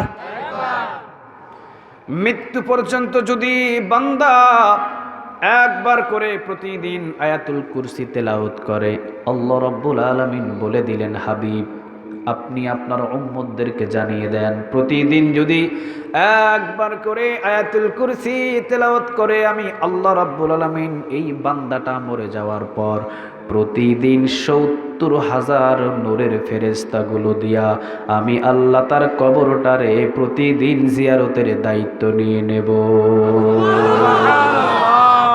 পৃথিবীর কোনো ইমাম, কোনো মুআজ্জিন, কোনো ছেলে মেয়ে আর আপনার কবর জিয়ারত করা লাগবে না। নূরের ফেরেশতাগুলো দিয়া জিয়ারতের দায়িত্ব নেবে কে? আল্লাহ। আওয়াজ দিয়ে বলতে হবে কে? আল্লাহ। ফেরেশতা যদি কোনো মানুষের কবরের পাশে দোয়া করে, বলেন তো কি কবরে আযাব হবে? বিশ্বাস হয়? আযাব হবে? হবে। আমরা বললাম আল্লাহ চতুর্থ নম্বরে কোন গুণ, আল্লাহ বলেন যা আরেকটা দিয়ে দিলাম। সুবহানাল্লাহ, আগে পড়েন সুবহানাল্লাহ। আমরা বললাম কি, আল্লাহ রাব্বুল আলামিন বললেন বান্দারে আয়াতুল কুরসি যদি প্রতিদিন তেলাওয়াত করিস, এই তিনটা তো দিবই দিব, তবে আরেকটা দিয়ে দিলাম, যদি কোনো দামি কোনো সম্পদ আপনার উঠানে অথবা নদীর ধারে অথবা রাস্তার পাশে দামি সম্পদ রেখে চলে আসার পর কোনো পাহারার ব্যবস্থা নাই, কোনো পাহারাদার থাকে? কথা বলেন, থাকে? থাকে, হয়তো পাহারাদার কেউ নাই, আয়াতুল কুরসি পড়ে চলে আসবেন, আল্লাহ রাব্বুল আলামিন বলেন রক্ষণাবেক্ষণ একজন ফেরেশতা আমি সাথে সাথে নাজিল করে দেব। তাহলে আয়াতুল কুরসিতে আমরা লাভ পাইলাম কয়টা? আওয়াজ দিয়ে বলেন কয়টা? সবচেয়ে বড় লাভ হলো একবার তেলাওয়াত করলে 15 পারা কোরআন তেলাওয়াতের নেক আল্লাহ সুবহানাহু ওয়া তাআলা দান করবে। সুবহানাল্লাহ বলবেন না? আল্লাহ রাব্বুল আলামিন প্রথমে বললেন আল্লাহু লা ইলাহা ইল্লা হুয়াল হাইয়ুল কাইয়্যুম। সুবহানাল্লাহ বলবেন না? আল্লাহ বললেন প্রথমে আমি আয়াতুল কুরসির প্রথমে আমার একটা জাতি নাম দিলাম। কি নাম বলেন তো দেখি? হ্যাঁ, আল্লাহু আকবার। আল্লাহর জাতি নাম দিলেন আল্লাহ। সবাই বলেন আল্লাহ। আর জোরে বলেন আল্লাহ। আওয়াজ দিয়ে বলেন তো দেখি আল্লাহ। যতবার বলবেন কমসে কম 40টা নেক দান করে দিবে। একবার বলছেন না আল্লাহ, 40টা নেক দিয়ে দিবে। দ্বিতীয় নম্বর বর্ণনা, একবার যদি আল্লাহ বলে জমিনের ভিতরে কোন যুবক ডাক দেয়, আল্লাহ রাব্বুল আলামিন বলেন 70 বার তার ডাকে আমি সাড়া দিই। সুবহানাল্লাহ বললেন না? আওয়াজ দিয়ে বলতে হবে সুবহানাল্লাহ। আল্লাহ রাব্বুল আলামিনের প্রথমে জাতি নাম দিলেন আল্লাহ। প্রথমে কি নাম? আল্লাহ। আল্লাহ রাব্বুল আলামিন বুঝিয়ে দিলেন বান্দারে আল্লাহু লা ইলাহা ইল্লা হুয়াল হাইয়ুল কাইয়্যুম। আল্লাহ হচ্ছেন তিনি যিনি ছাড়া কোনো ইলাহা নাই, কোনো উপাস্য নাই, কোনো মাবুদ নাই, তিনি চিরঞ্জীব, তিনি চিরস্থায়ী। সুবহানাল্লাহ। আচ্ছা, পৃথিবীর ভিতরে এমন কেউ আছে চিরঞ্জীব চিরস্থায়ী? আছে? ভাবে তো দেখা যায় 41 পর্যন্ত বাঁচবো? ভাবে দেখা যায় না? কত সাল? কথা বলেন না কেন? 1 সেকেন্ডের বিশ্বাস আছে? কথা বলেন, আছে? আছে? 1 সেকেন্ড থাকার কোনো বিশ্বাস নাই। চিরস্থায়ী থাকবেন একজন, বলেন তিনি কে? আল্লাহ। আর জোরে বলতে হবে কে? আল্লাহ। ইব্রাহিম আলাইহিস সালাম রে নমরুদে ডাক দিয়ে কি বলছিল জানেন? ইব্রাহিম, আমার মনে বড় আশা রে, খোদা হইতাম। কি হইতো? খোদা হইতাম। খোদা হয়ে গেছিলাম, তবে ইব্রাহিম তোর জন্য পারতেছি না। তুই যদি মানিস 16 আনা খোদা হয়ে যাব। ইব্রাহিম কয় আমারও তো মানতে ইচ্ছা হয়, কিন্তু আমার একটা প্রশ্ন আছে। প্রশ্নটা কি?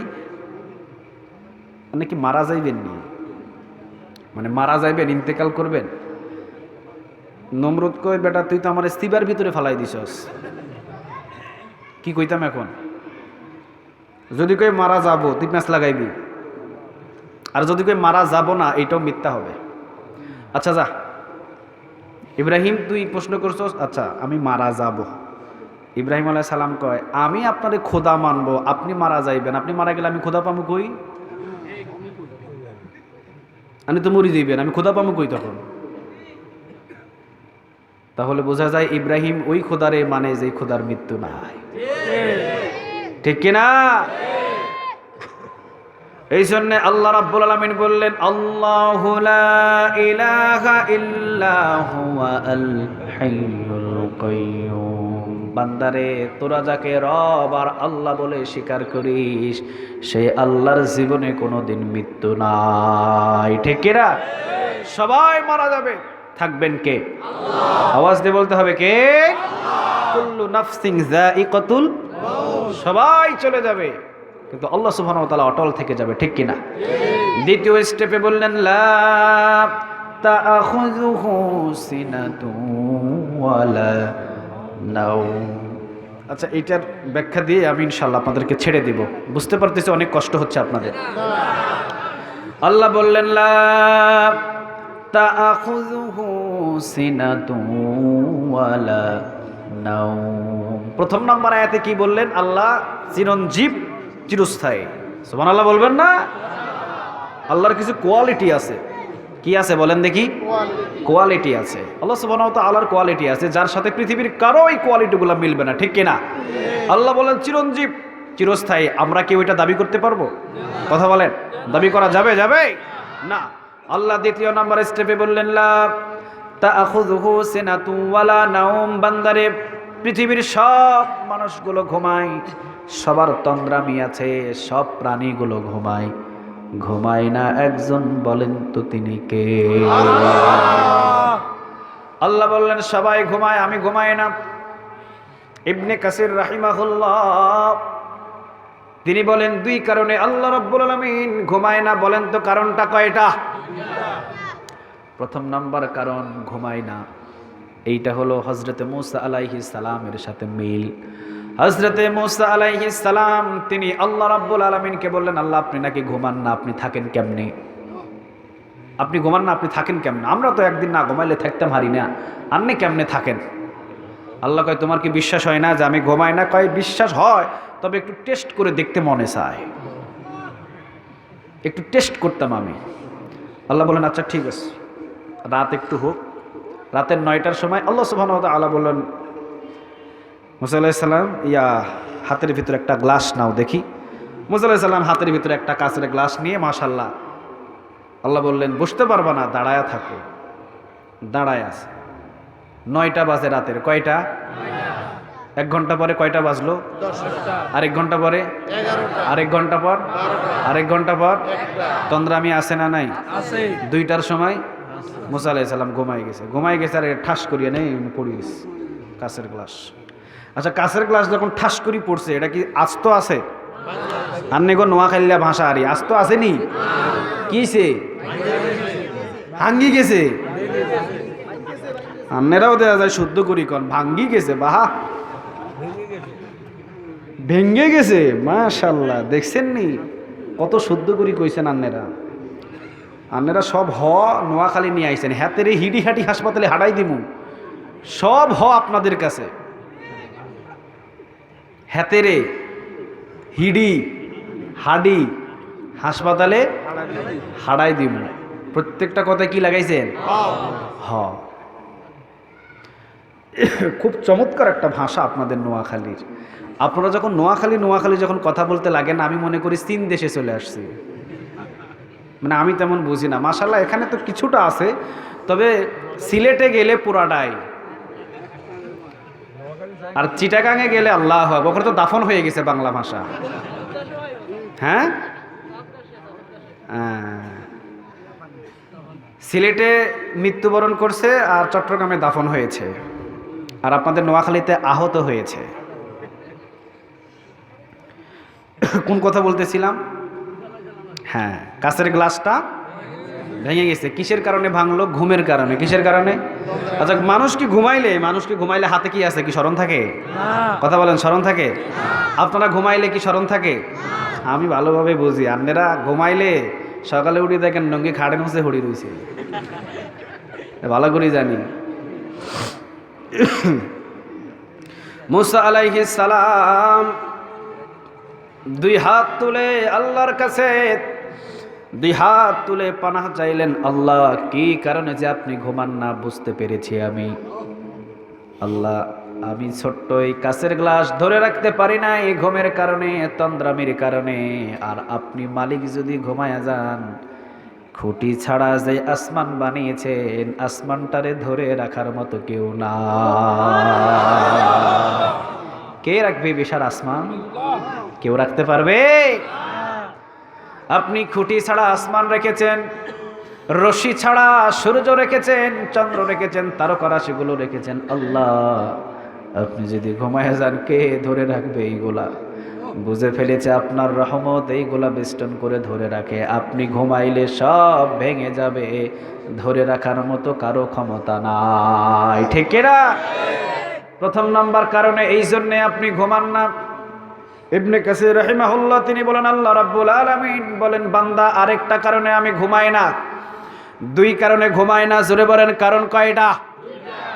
দ্বিতীয় নম্বর কারণে ঘুমাই না, রাতের বাজে 1টা। জোরে বলেন, কয়টা? মাইজদি থেকে আসার পথে রাস্তার মধ্যখানে প্রচন্ড ঝড় আর তুফান, রাতের বাজে কয়টা? 1টা বাজে আপনি পড়ে গেছেন বিপদে। বিপদে পড়ার পর আপনি যদি আপনার বন্ধুরে ডাকেন রাতের 1টা বাজে, পাওয়া যাবে? আপনার বন্ধু এখন কি করে? আপনার মাকে ডাকলেন, মা কি করে? বাবারে ডাকলেন, বাবা কি করে? সবাই ঘুমায়। যদি আপনি এখন চিন্তা করেন, আরে সবাইরে ডাক দিলাম, সবাই তো ঘুমায়, আমি একবার আমার মালিকরে ডাক দিয়ে দেখি। আপনার মালিকরে আপনি ডাক দিয়েছেন, কিন্তু আল্লাহ ঘুমায়। আল্লাহ কি করে? ঘুমায়। আরে কিছুক্ষণের জন্য ধরেন না, ঘুমাইতেছে আল্লাহ। এখন আপনি বান্দা ডাকি ডাকি মরে গেলেন, আল্লাহ ঘুমায়, এ বান্দারে বাঁচাইব কে? আল্লাহ। এই জন্য আল্লাহ রাব্বুল আলামিন বললেন, বান্দা রাতের 1টা বাজে পৃথিবীর সবাই ঘুমায়, আমিও যদি ঘুমায়া যায়, আমার বান্দা বিপদে পড়ে আমারে ডাক দিলে বান্দারে বাঁচাইব কে? এই জন্যে পৃথিবীর সবাই ঘুমায়। আমি রাতের 1টা না, 2টা না, 3টা না, রাতের যখন পর্যন্ত বিপদে পড়ে বান্দা আল্লাহ বলে ডাক দেবে, আমি আল্লাহ সহযোগিতা করতে সাথে সাথে প্রস্তুত হয়ে যায়। এই জন্যে আমি ঘুমাই না। সুবহানাল্লাহ বলে। তাহলে সব বন্ধু ঘুমিয়ে যায়, একটা বন্ধু জীবিত থাকেন সব সময় আমাদের সাথে। বলেন তো তিনি কে? আসল বন্ধুকে? আওয়াজ দিয়ে বলেন, আসল বন্ধুকে? হযরত আবু বকর সিদ্দিক রাদিয়াল্লাহু তাআলা আনহু তার বিবিরে কি বলছিলেন জানেন? তার বিবিরে কি বলছিলেন? হযরত আবু বকর সিদ্দিক রাদিয়াল্লাহু তাআলা আনহু ধমক দিয়ে বলছিলেন, তুই তো 2 দিনের বন্ধু, আসল বন্ধু হলেন আমার আল্লাহ। বিবির মনের ভিতরে কষ্ট। আয়েশা রাদিয়াল্লাহু তাআলা আনহাকে বললেন, আয়েশা, তোমার আব্বা এইভাবে আমারে বলে। বিশ্বনবীর কাছে কথাটা পৌঁছে গেছে। বিশ্বনবী মুস্কি হাসি দিয়ে বলেন, আবু বকর মিথ্যা বলে নাই, আবু বকর যেই কথাটা বলেছেন এইটাই সত্য। আবু বকরের ওই কথার অনুযায়ী আল্লাহ আয়াত একটা নাজিল করে দিয়েছে। ওই আয়াতের দিকে এখন আর যাওয়ার আমার কোনো সময় নেই। তাহলে বোঝা গেল আয়াতুল কুরসির ভিতরে 2টা পয়েন্ট পাইলাম। আল্লাহ সুবহানাহু ওয়া তাআলার জীবনে কোনোদিন মৃত্যু আছে? নাই। দ্বিতীয় নম্বর পয়েন্টে আসলাম আমরা, তার ঘুমও নাই, তন্দ্রামিও নাই। আরও প্রায় 6 থেকে 7টা পয়েন্ট আছে। আল্লাহ সুবহানাহু ওয়া তাআলা যদি কোথাও কোনো জায়গায় দেখা হয়ে যায়, আবার যাতে কোরআন থেকে কিছু কথা বলার সুযোগ যাতে আমার হায়াতে জিন্দিগিতে রাখে আপনাদের মাঝে, আল্লাহ কবুল করুক, আমরা বলি আমিন। যতটুকু কোরআন এবং হাদিস থেকে বললাম, সর্বপ্রথম আমাকে, এরপর আপনাদের সবাইকে আমল করার তৌফিক দান করুক। ওয়া আখিরু দাওয়ানা আলহামদুলিল্লাহি রাব্বিল আলামিন। আসসালামু আলাইকুম ওয়া রাহমাতুল্লাহি তাআলা ওয়া বারাকাতুহু। সমাপনী ঘোষণা দিয়েই আমরা মোনাজাতের মাধ্যম দিয়ে এখান থেকে চলে যাব। কে ঘোষণা দিয়ে দিবে? সমাপনী ঘোষণা দিয়ে দেন।